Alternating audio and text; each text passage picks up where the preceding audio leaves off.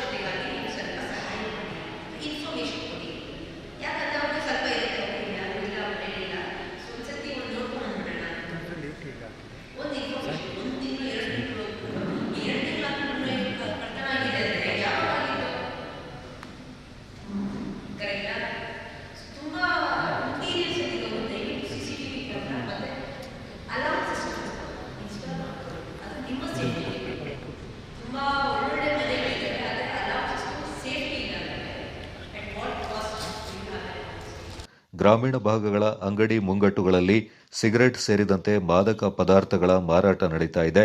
ಇದರಿಂದ ವಿದ್ಯಾರ್ಥಿಗಳು ಹಾದಿ ತಪ್ಪುತ್ತಿದ್ದಾರೆ. ಪ್ರತಿ ಅಂಗಡಿಗಳಲ್ಲಿ ಸಿಸಿ ಕ್ಯಾಮೆರಾ ಅಳವಡಿಸುವಂತೆ, ಹೊರ ರಾಜ್ಯದ ಕಾರ್ಮಿಕರಿಂದ ಗೋಹತ್ಯೆ, ದರೋಡೆ, ಕಳ್ಳತನ ಪ್ರಕರಣಗಳು ನಡೀತಾ ಇದ್ದು, ಇದನ್ನು ನಿಯಂತ್ರಿಸಬೇಕು. ಪೊಲೀಸ್ ಇಲಾಖೆಯ ಸೈಬರ್ ವಿಭಾಗಕ್ಕೆ ದೂರು ಸಲ್ಲಿಸಿದಲ್ಲಿ ಸೂಕ್ತ ಸ್ಪಂದನೆ ದೊರಕ್ತಾ ಇಲ್ಲ. ಜಿಲ್ಲೆಯಲ್ಲಿ ಅಕ್ರಮ ಬಾಂಗ್ಲಾದೇಶಿಗರಿದ್ದು, ಪೊಲೀಸರು ಅವರ ದಾಖಲಾತಿಗಳನ್ನು ಪರಿಶೀಲಿಸಿ ಕ್ರಮ ಕೈಗೊಳ್ಳಬೇಕೆನ್ನುವ ಒತ್ತಾಯ ಸಾರ್ವಜನಿಕರಿಂದ ಕೇಳಿಬಂತು. ಎರಡೇ ವಿಷಯ. ಒಂದು, 15 ವರ್ಷಗಳ ಹಿಂದೆ ಇದ್ದಂತಹ ಕೊಡಗು ಜಿಲ್ಲೆಯಲ್ಲ, ಬಹಳ ವ್ಯತ್ಯಸ್ತವಾಗಿರ್ತಕ್ಕಂಥ ರೀತಿಯಲ್ಲಿ ಜಿಲ್ಲೆ ಬದಲಾವಣೆ ಆಗಿದೆ. ಏನೋ ಅಂದರೆ, ಒಂದು, ಪ್ರವಾಸಿ ತಾಣಗಳು ಹೆಚ್ಚಾಗ್ತಾ ಇದ್ದಂಗೆ ಕೊಡಗಿನ ಒಳಗಡೆ ಪ್ರವಾಸಿ ತಾಣವನ್ನು ನಡೆಸ್ತಕ್ಕಂಥವರು ಕೂಡ ಹೊರ ರಾಜ್ಯದವರೇ ಆಗಿದ್ದಾರೆ. ಪ್ರವಾಸಿಗರು ಕೂಡ ಸಂಪೂರ್ಣ ರಕ್ಷಣೆ ಸಿಕ್ಕಿದೆ. ಅದು ಕೊಡಗು ಜಿಲ್ಲಾ ಪೊಲೀಸ್ನಿಂದ ನನಗಂತೂ ಇವತ್ತು ನನ್ನ ಪ್ರಾಣ ಇದೆ ಅಂತ ಪೊಲೀಸ್ ಇಲಾಖೆಯ ಕಾರಣ ಅಷ್ಟು ಚೆನ್ನಾಗಿ ಪೊಲೀಸ್ ಇಲಾಖೆ ನನ್ನನ್ನು ರಕ್ಷಣೆ ಮಾಡಿ ಬಂದಿದ್ದಾರೆ. ಒಳ ಊರುಗಳಲ್ಲಿ, ಒಳ ಪಟ್ಟಣಗಳಲ್ಲೆಲ್ಲ, ಒಳ ಊರುಗಳಲ್ಲಿ ಎಲ್ಲ ಕಡೆಗಳಲ್ಲೂ ಕೂಡ ಸಿಗರೇಟ್ ಅಂತಹ ವಸ್ತುಗಳನ್ನು ಮಾರಾಟ ಮಾಡ್ತಾ ಇದ್ದಾರೆ. ಎಲ್ಲರೂ ಕೂಡ ಚಿಕ್ಕ ಮಕ್ಕಳಿಗೆ ಮಾರಾಟ ಮಾಡಬಾರದು. ಆದರೆ ಇಂದು ನಮ್ಮ ಎಲ್ಲ ಶಾಲೆಗಳಿಗೆ ಕಲಿಯುವ ಚಿಕ್ಕ ಮಕ್ಕಳಿಂದ ಸಿಗರೇಟ್, ಧೂಮಪಾನ ಎಲ್ಲರೂ ಮಾಡ್ತಾ ಇದ್ದಾರೆ.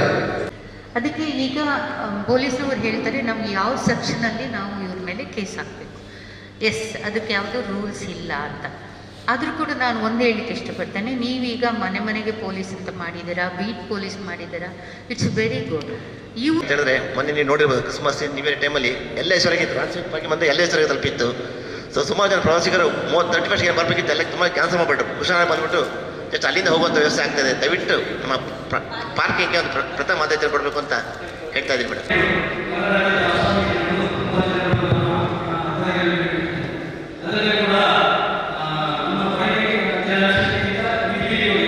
ಆಗಿದೆ ಬಹುಶಃ ಎಲ್ಲರೂ ಒಪ್ತೀರಾ ಕಾಣುತ್ತೆ. ಮಡಿಕೇರಿ ನಗರದಲ್ಲಿರೋರು ಹಿಂದೆ ವಜ್ರ ಇತ್ಯಾದಿ ಇತ್ತು, ಹಾಗಾಗಿ ಅದು ಕಮ್ಮಿ ಆಗಿರೋದನ್ನ ಒಂದು ದಯವಿಟ್ಟು ಗಮನಿಸಬೇಕು.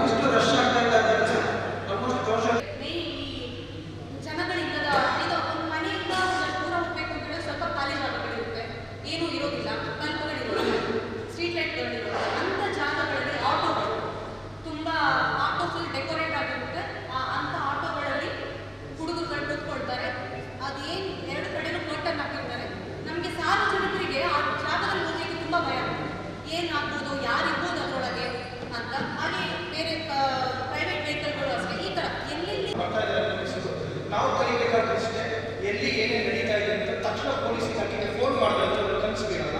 ಅದ್ರ ತಕ್ಷಣ ನಾವೇನು ಮಾಡಬೇಕು, ಅಲ್ಲಿ ನಡೀತಾ ಇದೆ, ಆಟೋಗಳು ಏನೋ ನಡೀತಾ ಇದೆ ಅಂದರೆ 9 ಫೋನ್ ಮಾಡಿ ಪೊಲೀಸ್ನವರು ಕರೆ ಮಾಡಿ ಚೌಕಿ ಸರ್ಕಲಲ್ಲಿ ಈಚೆ ಬರೋತ್ತಿಗೆ ಮತ್ತೆ ಗಣಪತಿ ಬೀದಿ ತಿರುಗೋತ್ತಿಗೆ ಅಲ್ಲಿ ಏನಾಗ್ತದೆ ಅಂದರೆ ಪಾರ್ಕಿಂಗ್ ಕೊಟ್ಟಿದ್ದಾರೆ. ಮೊನ್ನೆ ಸಭೆಯಲ್ಲಿ ಹೆಚ್ಚುವರಿ ಪೊಲೀಸ್ ವರಿಷ್ಠಾಧಿಕಾರಿ ಬಿಪಿ ದಿನೇಶ್ ಕುಮಾರ್, ವೃತ್ತ ನಿರೀಕ್ಷಕ ಪಿಕೆ ರಾಜು, ವಿವಿಧ ಸಂಘಟನೆಗಳ ಪದಾಧಿಕಾರಿಗಳು, ಸದಸ್ಯರು ಪಾಲ್ಗೊಂಡಿದ್ದರು. ಕೊಡಗು ಗೌಡ ಯುವ ವೇದಿಕೆ ಸಮಿತಿ ನೂತನ ಆಡಳಿತ ಮಂಡಳಿಯ ಸದಸ್ಯರು ಮಡಿಕೇರಿ ಶಾಸಕ ಡಾ ಮಂತ್ರಗೌಡ ಅವರನ್ನು ಭೇಟಿಯಾಗಿ ಏಪ್ರಿಲ್ ತಿಂಗಳಲ್ಲಿ ನಡೆಯುವ ಕ್ರೀಡೆಯ ಕುರಿತು ಚರ್ಚೆ ನಡೆಸಿದರು.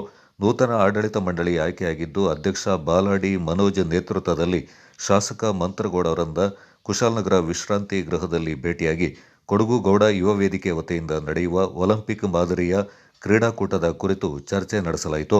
ಈ ಬಾರಿ ಕೊಡಗು ಗೌಡ ಯುವ ವೇದಿಕೆಯ ನೇತೃತ್ವದಲ್ಲಿ ಏಪ್ರಿಲ್ 27ರಿಂದ ಮೇ 17ರವರೆಗೆ ಗೌಡ ಸಮುದಾಯಗಳ ನಡುವೆ ಕುಟುಂಬವಾರು ಟೆನ್ನಿಸ್ ಬಾಲ್, ಕ್ರಿಕೆಟ್ ಹಾಗೂ ಮೊದಲ ವರ್ಷದ ರಿಂಕ್ ಹಾಕಿ, ಶೂಟಿಂಗ್, ಸಾಂಸ್ಕೃತಿಕ ಕಾರ್ಯಕ್ರಮ, ವೈವಿಧ್ಯತೆಯ ಪೈಪೋಟಿ, ಮಿಸ್ಟರ್ ಗೌಡ, ಮಿಸ್ ಗೌಡತಿ ಸೇರಿದಂತೆ ವಿವಿಧ ರೀತಿಯ ಕಾರ್ಯಕ್ರಮಗಳನ್ನು ಮಡಿಕೇರಿಯ ಜಿಲ್ಲಾ ಕ್ರೀಡಾಂಗಣದಲ್ಲಿ ಆಯೋಜಿಸಿದ್ದು ಶಾಸಕರ ಸಹಕಾರದ ಕುರಿತು ಮನವಿ ಮಾಡಲಾಯಿತು. ಇದಕ್ಕೆ ಸ್ಪಂದಿಸಿದ ಶಾಸಕರು ಕ್ರೀಡೆ ಜೊತೆಗೆ ಶಿಕ್ಷಣ ಕ್ಷೇತ್ರಕ್ಕೂ ಸಹಕಾರ ನೀಡುವಂತೆ ತಿಳಿಸಿದ್ದು, ವೇದಿಕೆಯ ಮನವಿಗೆ ಸೂಕ್ತ ರೀತಿಯಲ್ಲಿ ಸ್ಪಂದಿಸುವ ಭರವಸೆ ನೀಡಿದರು.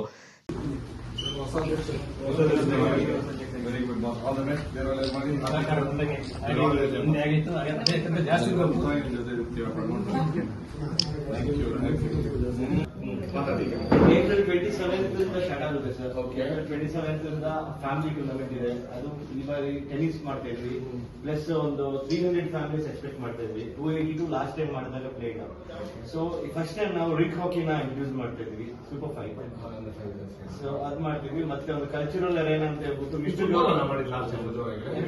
ಈ ಸಂದರ್ಭ ಕೊಡಗು ಗೌಡ ಯುವ ವೇದಿಕೆ ಅಧ್ಯಕ್ಷ ಬಾಳಾಡಿ ಮನೋಜ್, ಉಪಾಧ್ಯಕ್ಷ ಪರಿಚನ ಸತೀಶ್, ಕಾರ್ಯದರ್ಶಿ ಪುದಿಯನೆರವನ ರಿಷಿತ್ ಮಾದಯ್ಯ ಹಾಗೂ ಕೆದಂಬಾಡಿ ಕಾಂಚನ, ಖಜಾಂಚಿ ನವೀನ್ ದೇರಳ, ಸಹ ಕಾರ್ಯದರ್ಶಿ ಸೋನಿ ಹಾಗೂ ಕವನ್ ಕೊತ್ತೋಳಿ, ಕ್ರೀಡಾಧ್ಯಕ್ಷ ಕುಟ್ಟನ ಪ್ರಶಾಂತ್, ಶಿಸ್ತು ಸಮಿತಿ ಅಧ್ಯಕ್ಷ ಪಟ್ಟಣ ದೀಪಕ್ ಹಾಗೂ ನಿರ್ದೇಶಕರಾದ ಅನುದೀಪ್ ಕಲ್ಮುಟ್ಲು, ಜೈನಿರ ಲೋಹಿತ್, ಮುದಿಯಾರ್ ಗಣೇಶ್, ಪ್ರಚಾರ ಸಮಿತಿ ಮಾಗುಲು ಲೋಹಿತ್ ಹಾಗೂ ವಿನೋದ್ ಮೂಡಗದ್ದೆ ಪಾಲ್ಗೊಂಡಿದ್ದರು.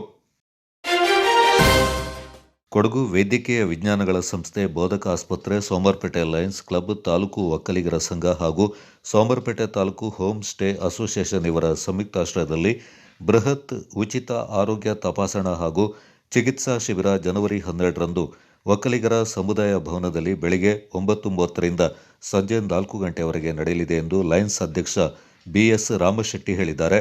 ಗ್ರಾಮೀಣ ಹಾಗೂ ನಗರ ಪ್ರದೇಶದ ಜನರಿಗೆ ತಜ್ಞ ವೈದ್ಯರ ಸೇವೆಯನ್ನು ಉಚಿತವಾಗಿ ಒದಗಿಸುವ ಉದ್ದೇಶದಿಂದ ಶಿಬಿರವನ್ನು ಆಯೋಜಿಸಲಾಗಿದೆ ಎಂದರು.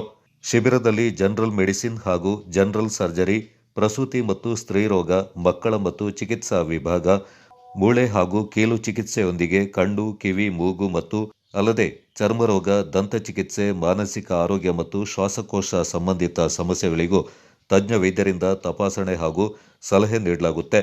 ರಕ್ತದೊತ್ತಡ ಮತ್ತು ಸಕ್ಕರೆ ಕಾಯಿಲೆ ತಪಾಸಣೆ, ಉಚಿತ ಇಸಿಜಿ ಹಾಗೂ ಎಕ್ಸ್ರೇ ಪರೀಕ್ಷೆಗಳನ್ನು ಕೂಡ ಶಿಬಿರದಲ್ಲಿ ನಡೆಸಲಾಗುತ್ತೆ ಎಂದರು. ಸಾರ್ವಜನಿಕರ ಆರೋಗ್ಯ ಜಾಗೃತಿಗೆ ನೆರವಾಗುವ ಉದ್ದೇಶದಿಂದ ರಕ್ತದಾನ ಶಿಬಿರ ಹಾಗೂ ಅಂಗಾಂಗ ದಾನ ನೋಂದಣಿ ವ್ಯವಸ್ಥೆಯನ್ನು ಏರ್ಪಡಿಸಲಾಗಿದೆ. ಅಗತ್ಯವಿರುವವರಿಗೆ ಉಚಿತ ಔಷಧ ವಿತರಣೆ ಕೂಡ ಮಾಡಲಾಗುತ್ತೆ. ಶಿಬಿರದ ಪ್ರಯೋಜನ ಪಡೆಯಲು ಬರುವವರು ಕಡ್ಡಾಯವಾಗಿ ಆಧಾರ್ ಕಾರ್ಡ್ ಅಥವಾ ರೇಷನ್ ಕಾರ್ಡ್ ಜೆರಾಕ್ಸ್ ಪ್ರತಿಯನ್ನು ತರಬೇಕೆಂದು ತಿಳಿಸಿದರು. ನಾನು ಲಯನ್ಸ್ ಸಂಸ್ಥೆಯ ಅಧ್ಯಕ್ಷ ರಾಮಶೆಟ್ಟಿ. ದಿನಾಂಕ 12/1/2026ರಂದು ಕೊಡಗು ವೈದ್ಯಕೀಯ ವಿಜ್ಞಾನ ಸಂಸ್ಥೆ, ಬೋಧಕ ಆಸ್ಪತ್ರೆ, ಲಯನ್ಸ್ ಸಂಸ್ಥೆ ಸೋಮವಾರಪೇಟೆ ಹಾಗೂ ತಾಲೂಕು ಒಕ್ಕಲಿಗರ ಸಂಘ ಸೋಮವಾರಪೇಟೆ ಮತ್ತು taluk home stay association Somwarpet ಇವರ ಸಂಯುಕ್ತ ಆಶ್ರಯದಲ್ಲಿ ಬೃಹತ್ ಆರೋಗ್ಯ ತಪಾಸಣಾ ಚಿಕಿತ್ಸಾ ಶಿಬಿರವನ್ನು ಏರ್ಪಡಿಸಲಾಗಿರುತ್ತದೆ. ಈ ಒಂದು ಚಿಕಿತ್ಸಾ ಶಿಬಿರದಲ್ಲಿ ಲಭ್ಯವಿರುವಂಥ ಸೇವೆಗಳು ವಿವರ: ಜನರಲ್ ಮೆಡಿಸಿನ್ ಮತ್ತು ಜನರಲ್ ಸರ್ಜರಿ, ಪ್ರಸೂತಿ ಮತ್ತು ಸ್ತ್ರೀರೋಗ ವಿಭಾಗ, ಮಕ್ಕಳ ಚಿಕಿತ್ಸಾ ವಿಭಾಗ, ಮೂಳೆ ಮತ್ತು ಕೀಲು ಚಿಕಿತ್ಸೆ, ಕಣ್ಣು, ಕಿವಿ, ಮೂಗು ಮತ್ತು ಗಂಟಲು ಚಿಕಿತ್ಸೆ, ಚರ್ಮರೋಗ ಮತ್ತು ದಂತ ಚಿಕಿತ್ಸೆ, ಮಾನಸಿಕ ಆರೋಗ್ಯ ಮತ್ತು ಶ್ವಾಸಕೋಶ ಚಿಕಿತ್ಸೆ, ಬಿಪಿ ಮತ್ತು ಸಕ್ಕರೆ ಕಾಯಿಲೆ ತಪಾಸಣೆ, ಉಚಿತ ಇಸಿಜಿ, ಎಕ್ಸ್ರೇ, ರಕ್ತದಾನ ಶಿಬಿರ ಮತ್ತು ಅಂಗಾಂಗ ದಾನ ನೋಂದಣಿ. ಈ ಒಂದು ಎಲ್ಲ ಸೇವೆಗಳು ಉಚಿತವಾಗಿ ದೊರೆಯುತ್ತದೆ. ತಜ್ಞ ವೈದ್ಯರುಗಳಿಂದ ಈ ಸೇವೆಯನ್ನು ಮಾಡಿಸಿಕೊಳ್ಳಲಾಗುತ್ತದೆ. ಈ ಒಂದು ಆರೋಗ್ಯ ತಪಾಸಣಾ ಶಿಬಿರಕ್ಕೆ ಸಾರ್ವಜನಿಕ ಬಂಧುಗಳು ಹೆಚ್ಚಿನ ಸಂಖ್ಯೆಯಲ್ಲಿ ಬಂದು ಅವರಿಗಿರುವಂಥ ಕಾಯಿಲೆಯ ತಪಾಸಣೆಯನ್ನು ಮಾಡಿಸ್ಕೊಂಡು ಈ ಒಂದು ಸಿ ಕೆ ಮಲ್ಲಪ್ಪನವರ ಒಂದು ಮಾಹಿತಿ ಅಂದರೆ ಸಾರ್ವಜನಿಕರ ಗಮನಕ್ಕೆ ತರ್ತಾ ಇದ್ದೀನಿ. ನಮಗೆ ಪ್ರತಿಯೊಬ್ಬರಿಗೂ ಆರೋಗ್ಯ ಮುಖ್ಯ. ನಮಗೆ ಹಣಕಾಸು ಏನೇ ಇದ್ದರೂ, ವ್ಯವಹಾರ ಇದ್ದರೂ, ನಾವು ಆರೋಗ್ಯ ಇದ್ದರೆ ಎಲ್ಲ ಕೆಲಸ ಕಾರ್ಯವನ್ನು ಮಾಡ್ಬೋದು. ಆದ್ದರಿಂದ ನಾವು ಹಮ್ಮಿಕೊಂಡಿರುವ ಬೃಹತ್ ಉಚಿತ ಸಾರ್ವಜನಿಕ ಆರೋಗ್ಯ ತಪಾಸಣೆಗೆ ತಾವೆಲ್ಲ ಬಂದು ಭಾಗವಹಿಸಿ ಚೆಕಪ್ ಮಾಡಿಸ್ಕೊಳ್ಳಿ. ಕಾಯಿಲೆ ಗೀಲೆ ಉಂಟು ಅಂತೇಳಿ ಆ ವಿಚಾರ ಬೇಕಾಗಿಲ್ಲ, ಮಾಡಿಸ್ಕೊಳ್ಳಿ. ನೀವು ಬರೋಕ್ಕೆ ಇಷ್ಟೇ ಕೆಲಸ ಮಾಡಬೇಕಷ್ಟೇ. ಬರೋದು ನಿಮ್ಮ ಒಂದು ಆಧಾರ್ ಕಾರ್ಡ್ ಜೆರಾಕ್ಸ್ ಅಥವಾ ರೇಷನ್ ಕಾರ್ಡ್ ಜೆರಾಕ್ಸನ್ನು ತರಬೇಕಾಗ್ತದೆ. ತಂದುಬಿಟ್ಟು ಆರೋಗ್ಯ ತಪಾಸಣೆ. ಗೋಷ್ಠಿಯಲ್ಲಿ ಒಕ್ಕಲಿಗರ ಸಂಘದ ಅಧ್ಯಕ್ಷ A R Muttanna, home stay association ಅಧ್ಯಕ್ಷ ಸಿಕೆ ರೋಹಿತ್, ಲಯನ್ಸ್ ಮಾಜಿ ಅಧ್ಯಕ್ಷ ಸಿಕೆ ಮಲ್ಲಪ್ಪ ಪಾಲ್ಗೊಂಡಿದ್ದರು. ಕುಶಾಲನಗರದ ಶ್ರೀ ವಾಸವಿ ಕರ್ಣಿಕಾ ಪರಮೇಶ್ವರಿ ದೇವಾಲಯದ ಬ್ರಹ್ಮ ಕಲಶೋತ್ಸವ ಹಿನ್ನೆಲೆ ಹಮ್ಮಿಕೊಂಡಿರುವ ವಾಸವಿ ಸಪ್ತಾಹದ ಅಂಗವಾಗಿ ಕುಶಾಲನಗರ ಶ್ರೀ ಅಯ್ಯಪ್ಪ ಸ್ವಾಮಿ ದೇವಾಲಯ ಬಳಿಯ ಕಾವೇರಿ ನದಿ ತಟದಲ್ಲಿ 181ನೇ ಮಹಾ ಆರತಿ ಕಾರ್ಯಕ್ರಮ ನಡೆಯಿತು. ಶ್ರೀ ವಾಸವಿ ಕರ್ಣಿಕಾ ಪರಮೇಶ್ವರಿ ಟ್ರಸ್ಟ್ ಹಾಗೂ ಆರ್ಯವೈಶ್ಯ ಮಂಡಳಿ ಆಶ್ರಯದಲ್ಲಿ ಕಾವೇರಿ ಆರತಿ ಬಳಗದ ಸಹಯೋಗದೊಂದಿಗೆ ನಡೆದ ಕಾರ್ಯಕ್ರಮದಲ್ಲಿ ಸಂಸದ ಯದುವೀರ್ ಕೃಷ್ಣದತ್ತ ಒಡೆಯರ್, ಮಡಿಕೇರಿ ಶಾಸಕ ಡಾಕ್ಟರ್ ಮಂತರಗೌಡ, ಮಾಜಿ ಶಾಸಕ ಅಪ್ಪಚ್ಚು ರಂಜನ್ ಮತ್ತಿತರ ಗಣ್ಯರು ನದಿಗೆ ಸಾಮೂಹಿಕವಾಗಿ ಆರತಿಯನ್ನು ಬೆಳಗಿದರು. ಸಂಸದ ಯದುವೀರ್ ಮಾತನಾಡಿ, ಪ್ರಕೃತಿಯೊಂದಿಗೆ ಮಾನವನ ಭಾವನಾತ್ಮಕ ಸಂಬಂಧ ವೃದ್ಧಿಸಬೇಕಿದೆ. ಆಗ ಮಾತ್ರ ಪರಿಸರ ಸಂರಕ್ಷಣೆ ಸಾಧ್ಯ. ನದಿಗಳ ಸಂರಕ್ಷಣೆ ನಿಟ್ಟಿನಲ್ಲಿ ವೈಜ್ಞಾನಿಕವಾಗಿ ತಾರ್ಕಿಕವಾದ ಪರಿಹಾರ ಕಂಡುಕೊಳ್ಳುವ ಅಗತ್ಯವಿದೆ ಎಂದರು. ಕನಿಕಾ ಪರಮೇಶ್ವರಿ ಟ್ರಸ್ಟ್ ಆರ್ಯವೈಶ್ಯ ಮಂಡಳಿ ಇವರ ವತಿಯಿಂದ ಸತತ 15 ವರ್ಷಕ್ಕೆ ಪ್ರತಿ ಹುಣ್ಣಿಮೆ 12 ವರ್ಷ 15 ವರ್ಷಕ್ಕೆ ಇಲ್ಲಿ ಕಾವೇರಿ ಆರತಿ ನಡೀತಾ ಇದೆ. 181ನೇ ಇವತ್ತು ಹುಣ್ಣಿಮೆ ದಿವಸ ಈ ಒಂದು ಕಾವೇರಿ ಆರತಿ ನಡೀತಾ ಇದೆ. ಈ ಸಂದರ್ಭದಲ್ಲಿ ನಿಮ್ಮೆಲ್ಲರಿಗೂ ಶುಭಾಶಯಗಳನ್ನು ಸಲ್ಲಿಸುತ್ತಾ, ನಮ್ಮ ಭಾರತ ಅದಕ್ಕೆ ಇನ್ನೊಂದು ಹೆಸರು ನಮ್ಮ ಋಗ್ವೇದದಲ್ಲಿ ಅಂದರೆ ಸಪ್ತಸಿಂಧು, ಅಂದರೆ 7 ನದಿ ಹರಿಯುವಂಥ ಒಂದು ಪ್ರದೇಶ ಇದೆ. ನಮ್ಮ ಮೂಲ ಒಂದು ಭಾರತದ ಏನು ನಿವಾಸಿಗಳಿದ್ರು ಆ ಒಂದು ಕಾಲದಿಂದ ಇವತ್ತವರೆಗೂ ಆ ಧರ್ಮ ಪ್ರಕೃತಿಗೆ ಅನುಗುಣವಾಗಿರ್ತಕ್ಕಂಥದ್ದು ಅಂತ ಎಲ್ಲರಿಗೂ ಗೊತ್ತಿದೆ. ಶಾಸಕ ಡಾಕ್ಟರ್ ಮಂತರಗೌಡ ಮಾತನಾಡಿ, ನದಿಯಂಚಿನಲ್ಲಿ ಹುಟ್ಟಿರುವುದು ನಮ್ಮೆಲ್ಲರ ಪುಣ್ಯ. ನದಿ ಸೇರಿದಂತೆ ನದಿ ತಟಗಳ ಸಂರಕ್ಷಣೆಗೆ ನಮ್ಮೆಲ್ಲರ ಹೊಣೆಯಾಗಬೇಕಿದೆ ಎಂದರು. ಮಾಡ್ಕೋಬೇಕಾಗತ್ತೆ. ಅದನ್ನ ಗೌರವ ಕೊಡಂತ ಕೆಲಸ ಮಾಡಿದೀವ, ಅದನ್ನ ರಕ್ಷಣೆ ಮಾಡೋಂಥ ಕೆಲಸ ಮಾಡಿದೀವ, ಕಾನೂನು ರೀತಿಲಿ ಕ್ರಮಗಳು ತಗೊಂಡಿದೀವ. ಯಾಕೆ ಈ ಮಟ್ಟಕ್ಕೆ ತಲುಪಿದೆ ಅಂತ ನಾವೇ ಒಂದು ರೀತಿಲಿ ಯೋಚನೆ ಮಾಡಬೇಕಾಗತ್ತೆ. ಏನು 181ನೇ ಆರತಿ ಮಾಡೋಂಥ ಅವಕಾಶ ಹುಣ್ಣಿಮೆ ದಿವಸ ವಿಶೇಷ ಏನಕ್ಕೆ ಅಂತಂದ್ರೆ ಬ್ರಹ್ಮಾಂಡ ಶಕ್ತಿ ಜಾಸ್ತಿ ಆಗುತ್ತೆ ಅಂತ ಸಂದರ್ಭದಲ್ಲಿ ಅದು ಹೊಳೆ ಹಂಚಿನ ಸಂಖ್ಯೆಯಲ್ಲಿ ಇನ್ನೂ ಜಾಸ್ತಿ ಆಯ್ತಿತ್ತು ಅಂತ ನನ್ನ ತಿಳುವಳಿಕೆ. ಅದೇನೋ ತಪ್ಪಾದರೆ ದಯವಿಟ್ಟು ಹೇಳಿ. ಯಾಕಂದರೆ ನಾವು ಸೈನ್ಸ್ ಸ್ಟೂಡೆಂಟ್ಸ್ಗಳು, ನಾವು ಸೈನ್ಸ್ ಬಗ್ಗೆ ಯೋಚನೆ ಮಾಡೋಂಥ ಸಂದರ್ಭದಲ್ಲಿ ಆ ಕಾಸ್ಮಿಕ್ ಪಾಸಿಟಿವ್ ಎನರ್ಜಿ ಹುಣ್ಣಿಮೆ ದಿವಸ ಜಾಸ್ತಿ ಇದೆ ಅಂತ ನನ್ನ ಅಭಿಪ್ರಾಯ. ಆ ವಿಚಾರದಲ್ಲಿ ಇವತ್ತು ಏನು ಕಾವೇರಿಗೆ ಗೌರವಂತ ಕೊಡೋಂಥ, ಪೂಜೆ ಕೊಡೋಂಥ ಅವಕಾಶ ಏನು ನಮ್ಮ ವಾಸವಿ ಸಪ್ತ 2026ನೇ 2ನೇ ದಿವಸದ ಕಾರ್ಯಕ್ರಮದಲ್ಲಿ ಕಾವೇರಿಗೆ ಪೂಜೆ ಮಾಡೋದಂತೂ ನಮ್ಮ ಜವಾಬ್ದಾರಿ, ನಮ್ಮ ಧರ್ಮ. ಮಾಜಿ ಶಾಸಕ ಅಪ್ಪಚ್ಚು ರಂಜನ್ ಮಾತನಾಡಿ, ಸಮಾಜಕ್ಕೆ ಆರ್ಯವೈಶ್ಯ ಸಮುದಾಯದವರ ಕೊಡುಗೆ ಅಪಾರವಿದೆ. ವಾಸವಿ ಸಪ್ತಾಹದ ಮೂಲಕ ಸಾರ್ವಜನಿಕರಿಗೆ ಅನುಕೂಲವಾಗುವ ಕಾರ್ಯಗಳನ್ನು ಕೈಗೊಂಡಿರುವುದು ಶ್ಲಾಘನೀಯವೆಂದರು. ಮಹಾತ್ಮ ಗಾಂಧೀಜಿಯವರು ಕೂಡ ಸ್ವತಂತ್ರ ಹೋರಾಟವನ್ನು ಗಳಿಸಿಕೊಳ್ಳಲಿಕ್ಕೆ ಆರ್ಯವೈಶ್ಯ ಸಮಾಜದವರು ಅಂತ ಹೇಳಿಕ್ಕೆ ಇಚ್ಛೆಪಡ್ತಾರೆ.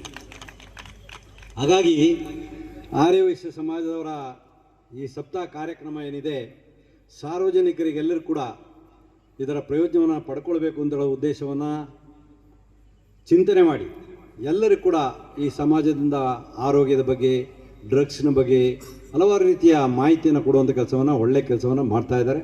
ಅವರಿಗೆ ಶುಭವಾಗಲಿ, ಯಶಸ್ವಿ ಆಗಲಿ ಅಂತ ಹೇಳಲಿಕ್ಕೆ ಇಚ್ಛೆ ಪಡ್ತೇನೆ. ವಿಚಾರ ಹೇಳಿದರು, ನಾವು ಮಂತ್ರಿ ಆಗಿರುವಾಗಲೇ ಪ್ಲಾಸ್ಟಿಕ್ ಕಂಪ್ಲೀಟ್ ಬ್ಯಾನ್ ಮಾಡಬೇಕು ಅಂತ ಆದೇಶವನ್ನು ಮಾಡಿ ಕೊಟ್ಟಿದ್ದೇವೆ.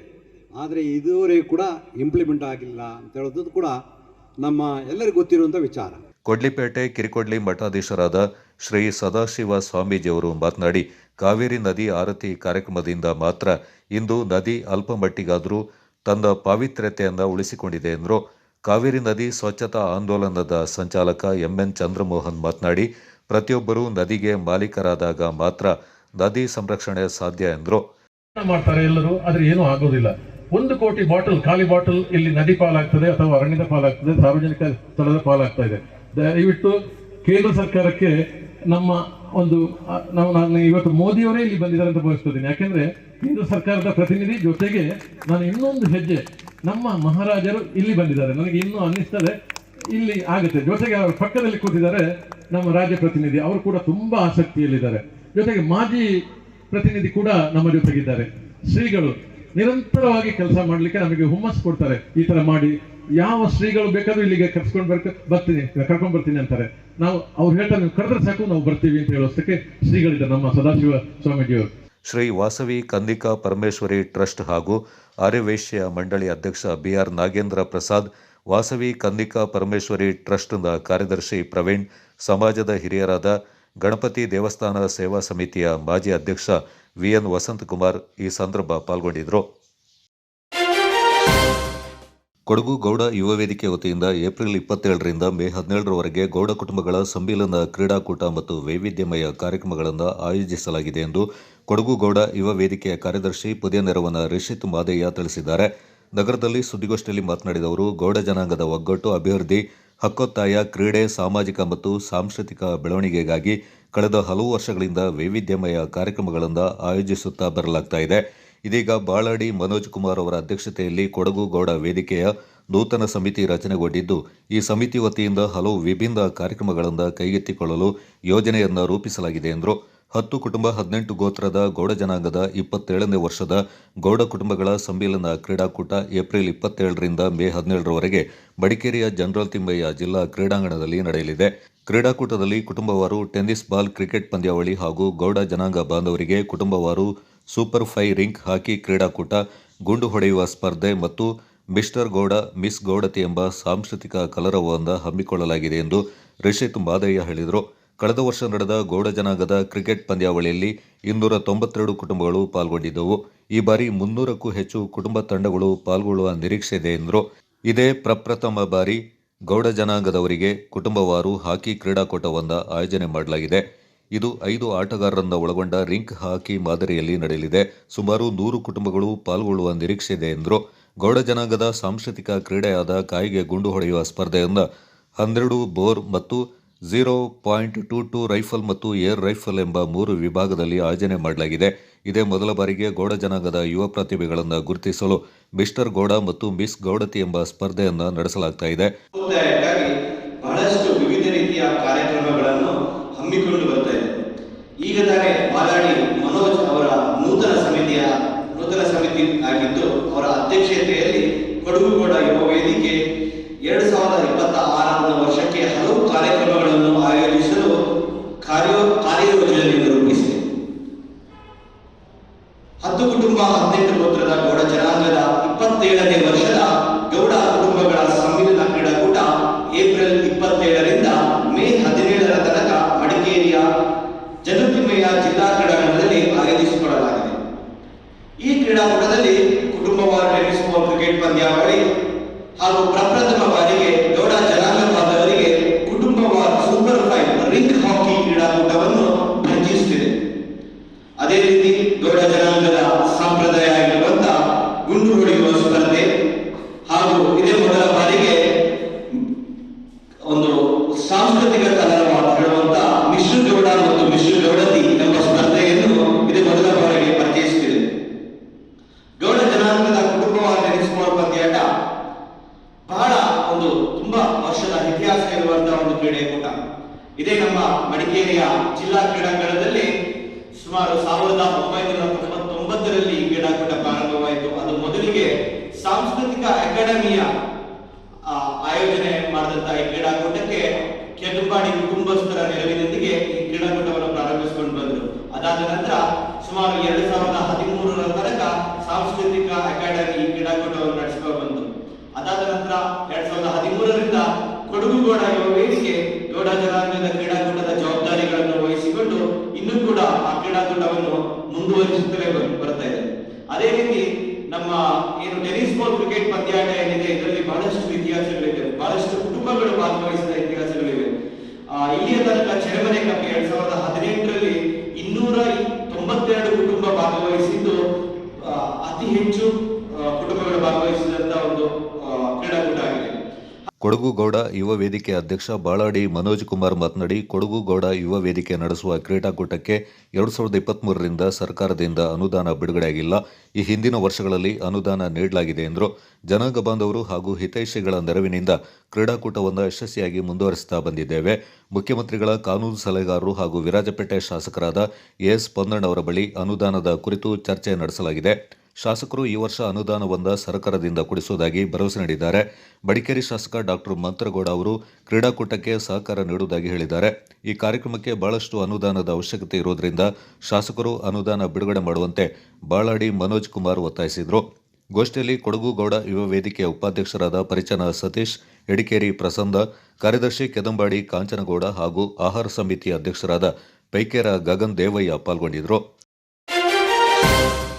ಗ್ರಾಮೀಣ ಮಕ್ಕಳಿಗೂ ಇಂಗ್ಲಿಷ್ ಮಾಧ್ಯಮದಲ್ಲೂ ಗುಣಮಟ್ಟದ ಶಿಕ್ಷಣ ನೀಡಬೇಕು ಎಂಬ ಸದುದ್ದೇಶದಿಂದ ತಾಲೂಕು ಒಕ್ಕಲಿಗರ ಸಂಘದ ವತಿಯಿಂದ ಪ್ರಾರಂಭಿಸಿದ ವಿಶ್ವ ಮಾನವ ಕುವೆಂಪು ವಿದ್ಯಾಸಂಸ್ಥೆಯಲ್ಲಿ ಮುಂದಿನ ಶೈಕ್ಷಣಿಕ ವರ್ಷದಿಂದ ಸಿಬಿಎಸ್ಇ ಪಠ್ಯಕ್ರಮದ ತರಗತಿಗಳನ್ನು ಪ್ರಾರಂಭಿಸಲಾಗುವುದೆಂದು ಸಂಘದ ಅಧ್ಯಕ್ಷ ಎಆರ್ ಮುತ್ತಣ್ಣ ಹೇಳಿದ್ದಾರೆ. ಮುಂದಿನ ಶೈಕ್ಷಣಿಕ ವರ್ಷದಿಂದ 1ನೇ ತರಗತಿಯಿಂದ 8ನೇ ತರಗತಿಯವರೆಗೆ ಸಿಬಿಎಸ್ಇ ಪಠ್ಯಕ್ರಮ ಅಳವಡಿಸಿಕೊಳ್ಳಲಾಗುವುದು. ಸಿಬಿಎಸ್ಇ ಸೌಲಭ್ಯ ಪಡೆಯಲು ವಿದ್ಯಾಸಂಸ್ಥೆಯಲ್ಲಿ ಅಂದಾಜು 40 ಲಕ್ಷ ರೂಪಾಯಿ ವೆಚ್ಚದಲ್ಲಿ ಸುಸಜ್ಜಿತಗೊಳಿಸಲಾಗಿದೆ. ಪ್ರತಿಯೊಂದು ಸೌಲಭ್ಯಗಳನ್ನು ಪೂರ್ಣಗೊಳಿಸಿದ ನಂತರ ಅನುಮತಿ ದೊರೆತಿದೆ ಎಂದು ಸುದ್ದಿಗೋಷ್ಠಿಯಲ್ಲಿ ಹೇಳಿದರು. ಸಣ್ಣ ಒಂದು ಬೇಸರ ಇತ್ತು. ನಮ್ಮೂರಿನ ಮಕ್ಕಳೆಲ್ಲ ಕುಶಾಲನಗರಕ್ಕೆ ಆ ಕೋರ್ಸ್ ಇದೆ, ಈ ಕೋರ್ಸ್ ಇದೆ, ICIC ಇದೆ, CBSE ಇದೆ, ಕರ್ಕೊಂಡು ಬಸ್ಸಲ್ಲಿ ಓಡಾಡೋದನ್ನ ನೋಡ್ತಾಯಿದ್ದು. ನಾವು ಯಾಕೆ ಮಾಡಬಾರ್ದು, ನಮ್ಮ ಕೈಲಿ ಆಗೋದಿಲ್ವ, ಯಾಕೆ ಆಗಲಿಲ್ಲ ಅಂತ ಹೇಳೋ ಒಂದು ಯೋಚನೆ ಬಂದು ನಾವೆಲ್ಲ ಸೇರಿಕೊಂಡು ಭಾಳಷ್ಟು ಪ್ರಯತ್ನ ಆಯಿತು. ಆ CBSE ಕೋರ್ಸ್ನವ್ರಿಗೆ ಏನೇನೋ ಕಂಡೀಷನ್ಸ್, ಕಾಂಪೌಂಡ್ಸ್, ನಮ್ಮ ಇಡೀ ನಿಮ್ಮ ಏರಿಯಾ ಇದೆ, ಅದಕ್ಕೆ ಆ ಕಾಂಪೌಂಡ್ಗೆಲ್ಲ ಗೋಡೆ ಇರಬೇಕು ಅಂತ ಹೇಳಿ ಹಾಗೆ ಹಲವಾರು ಕಂಡೀಷನ್ಸು. ನಿಮಗೆ ಇಷ್ಟಿದ್ದೇ ಲೈಬ್ರರಿಯಲ್ಲಿ ಎಷ್ಟು ಬುಕ್ಸ್ ಇರಬೇಕು, ಮತ್ತು ನಿಮ್ಮ ಪ್ರಯೋಗಶಾಲೆಯಲ್ಲಿ ಎಷ್ಟೆಷ್ಟು ಸಾಮಾನುಗಳಿರಬೇಕು, ರೂಮ್ಸ್ ಎಷ್ಟು ದೊಡ್ಡದಿರಬೇಕು, ಇಂಥವೆಲ್ಲ ಕಂಡೀಷನ್ಸ್ ಇತ್ತು. ಅದನ್ನೆಲ್ಲ ನಾವು ಪರಿಪೂರ್ಣವಾಗಿ ಸರಿ ಮಾಡಬೇಕಂದ್ರೆ 12 ತಿಂಗಳು ಹೆಚ್ಚು ಕಡಿಮೆ ಅದನ್ನು ಸರಿ ಮಾಡಲಿಕ್ಕೆ ತುಂಬ ಕೆಲಸನೂ ಆಯಿತು, ದುಡ್ಡು ಖರ್ಚು. ಆದರೂ ಕೊನೆಗೆ ನಮಗೊಂದು ಪ್ರತಿಫಲ ಸಿಕ್ಕಿದೆ. ಈ ಒಂದು ವಿಚಾರ ನಮ್ಮ ತಾಲೂಕಿನ ಜನರಿಗೆ ಗೊತ್ತಾಗಬೇಕಾಗಿದೆ. ಜೊತೆಗೆ ಹೊರಗಡೆ ಹೋಗ್ತಿರೋ ಮಕ್ಕಳು ಸಹ ಇಲ್ಲೇ ಓದಲಿಕ್ಕೆ ಒಂದು ಅವಕಾಶ ಆಗಬೇಕಾಗಿದೆ. ಆಯಿತು, 1.5 ಲಕ್ಷ ನೀವೆಷ್ಟು ಕೊಡ್ತೀರಿ ನಾವು ಹೇಳಿದರು. ಹೀಗೆ ಟ್ರಸ್ಟನ್ನು ಈಗ ಹುಟ್ಟಾಕಿದ್ದೇವೆ. ಭಾಳ ಜನ ಆಸಕ್ತಿ ಇದೆ. ಎಲ್ಲರೂ ಟ್ರಸ್ಟ್ ಮೆಂಬರ್ ಆಗಲಿಕ್ಕೆ 25,000 ರೂಪಾಯಿಯನ್ನು ನಾವು ನಿಗದಿ ಮಾಡಿದ್ದೇವೆ. ಅವನು ಬಂದಂಥ ಹಣನ ಒಂದು ಕಮಿಟಿಯಲ್ಲಿ ಏನು ತೀರ್ಮಾನ ಆಗುತ್ತೆ ಅದು ಬಡ ವಿದ್ಯಾರ್ಥಿಗಳಿಗೆ, ಕೈಲಾಗದ ವಿದ್ಯಾರ್ಥಿಗಳಿಗೆ ಕೊಡುವಂಥ ಒಂದು ವ್ಯವಸ್ಥೆಯೂ ಸಹ ನಮ್ಮ ಶಾಲೆಯಲ್ಲಿ ಮಕ್ಕಳಿಗೆ ಕೊಡಬೇಕು ಅಂತ ಹೇಳೋ ಒಂದು ಯೋಜನೆಯನ್ನು ಸಹ ಹಾಕ್ಕೊಂಡಿದ್ದೇವೆ. ಈ ರೀತಿಯಾಗಿ ನಮ್ಮ ಶಾಲೆಗೆ ಹೆಚ್ಚಿನ ಮಕ್ಕಳು ಬರಲಿ. ಯಾರಿರ್ಬೋದು ಅವರೇ ಅಧ್ಯಕ್ಷರು ಮತ್ತು ಇವರು ಪದಾಧಿಕಾರಿಗಳಿರ್ತಾರೆ, ಅವರು ತೀರ್ಮಾನ ಮಾಡಲಿಕ್ಕೆ ವ್ಯವಸ್ಥೆಯನ್ನು ಮಾಡಿದ್ದಾರೆ. ಇದು ಒಂದು ಸಹ ಒಂದು ವಿಚಾರ ಮರ್ತೋಗಿತ್ತು, ಅದನ್ನು ಸಹ. ವಿದ್ಯಾಸಂಸ್ಥೆಯ ಬಾತ್ಮೀದಾರ ಕೆಎಂ ಜಗದೀಶ್ ಮಾತನಾಡಿ, ಕಳೆದ 10 ವರ್ಷಗಳಿಂದ 10ನೇ ತರಗತಿಯಲ್ಲಿ 100% ಫಲಿತಾಂಶ ಬರ್ತಾ ಇದೆ. ಕಳೆದ ಶೈಕ್ಷಣಿಕ ಸಾಲಿನಲ್ಲಿ ಜಿಲ್ಲೆಯ 2 ರ್ಯಾಂಕ್ಗಳನ್ನು ನಮ್ಮ ಶಾಲೆ ಪಡೆದುಕೊಂಡಿದೆ ಎಂದರು. ಇಲ್ಲಿಂದ ಪ್ರಾಫಿಟ್ ಅನ್ನು ಯಾವುದೇ ರೀತಿಯಲ್ಲಿ ತಗೊಂಡು ಹೋಗ್ತಾ ಇಲ್ಲ, ಅದೊಂದು ಹೆಮ್ಮೆಯ ವಿಷಯ. ಮತ್ತು ಫೀಸ್ ಸ್ಟ್ರಕ್ಚರ್ ಎಲ್ಲಿ ನೋಡಿದ್ರು ಒಂದು CBSE ಬೋರ್ಡ್ ಇದೆ ಅಥವಾ ICSE ಇದೆ ಅಂದರೆ 3 ರಿಂದ 3.5 ಲಕ್ಷ ರೂಪಾಯಿ ಅಥವಾ 4 ಲಕ್ಷ ರೂಪಾಯಿ ಅವರು ಚಾರ್ಜ್ ಮಾಡ್ತಾರೆ. ನಮ್ಮಲ್ಲಿ ಇದುವರೆಗೆ ನಾವು 30,000 ರೂಪಾಯಿ ಇಟ್ಟಿದ್ದು. ಸೊ ಅದನ್ನು ನಾವು, ಯಾಕೆಂದರೆ ನಾವು ಸ್ಯಾಲರಿನೂ ಕೂಡ ನಮ್ಮ ತಾಲೂಕಿನಲ್ಲಿ ಅಂದರೆ ತಾಲೂಕು ಹೆಡ್ ಕ್ವಾರ್ಟರ್ನಲ್ಲಿ ಯಾರು ಕೊಡ್ತಾ ಇದ್ದಾರೆ, ನನಗೆ ತಿಳಿದ ಮಟ್ಟಿಗೆ ನಾವೇ ಹೆಚ್ಚು ಸಂಬಳವನ್ನು ಅಧ್ಯಾಪಕರವರಿಗೆ ಕೊಡ್ತಾ ಇದ್ದೀವಿ. ಆದರೆ ಅದು ಕೂಡ ಸಾಲದು, ಅದನ್ನು ನಾವು ಇನ್ನೂ ಇಂಪ್ರೂವ್ ಮಾಡಬೇಕು ಅಂತ ಇದ್ದೀವಿ. ಅವರ ಸ್ಥಿತಿಗತಿಗಳು ಕೂಡ ಚೆನ್ನಾಗಿರಬೇಕು. ಆವಾಗ ಅವ್ರ ಪಾಠ ಪ್ರವಚನಗಳನ್ನು ಚೆನ್ನಾಗಿ ಮಾಡ್ಬೋದು ಅನ್ನೋ ಮನೋಭಾವನೆ ಒಂದು. ಸೊ ಅದ್ರ ಕಡೆ ಗಮನ ಹರಿಸಿ ಸ್ವಲ್ಪ ನಾವು ಫೀಸ್ ಸ್ಟ್ರಕ್ಚರ್ನ 30,000 ಇರೋದನ್ನು ಸ್ವಲ್ಪ ಜಾಸ್ತಿ ಮಾಡಬೇಕಾಗ್ತದೆ. ಸಂಘದ ಉಪಾಧ್ಯಕ್ಷ SB ಭರತ್ ಕುಮಾರ್ ಮಾತನಾಡಿ, ಶಾಸಕ ಡಾಕ್ಟರ್ ಮಂತ್ರಗೌಡ ಸೇರಿದಂತೆ ಅನೇಕ ದಾನಿಗಳು ಧನ ಸಹಾಯ ಮಾಡ್ತಾ ಇರುವುದರಿಂದ ಒಕ್ಕಲಿಗರ ಸಂಘದ ಅಭಿವೃದ್ಧಿ ಕಾಮಗಾರಿಗಳು ನಡೀತಾ ಇದೆ. ವಿದ್ಯಾಸಂಸ್ಥೆಯನ್ನು ನಡೆಸಲು ಅನೇಕ ದಾನಿಗಳು ಕೈಜೋಡಿಸಿದ್ದಾರೆ ಎಂದರು. ನಮ್ಮ ಜನರಿಗೆ ಸಹಕಾರ ಆಗಬೇಕು ಅನ್ನೋ ಅಭಿಪ್ರಾಯವನ್ನು ಕೂಡ ಹೊಂದಿದ್ವಿ.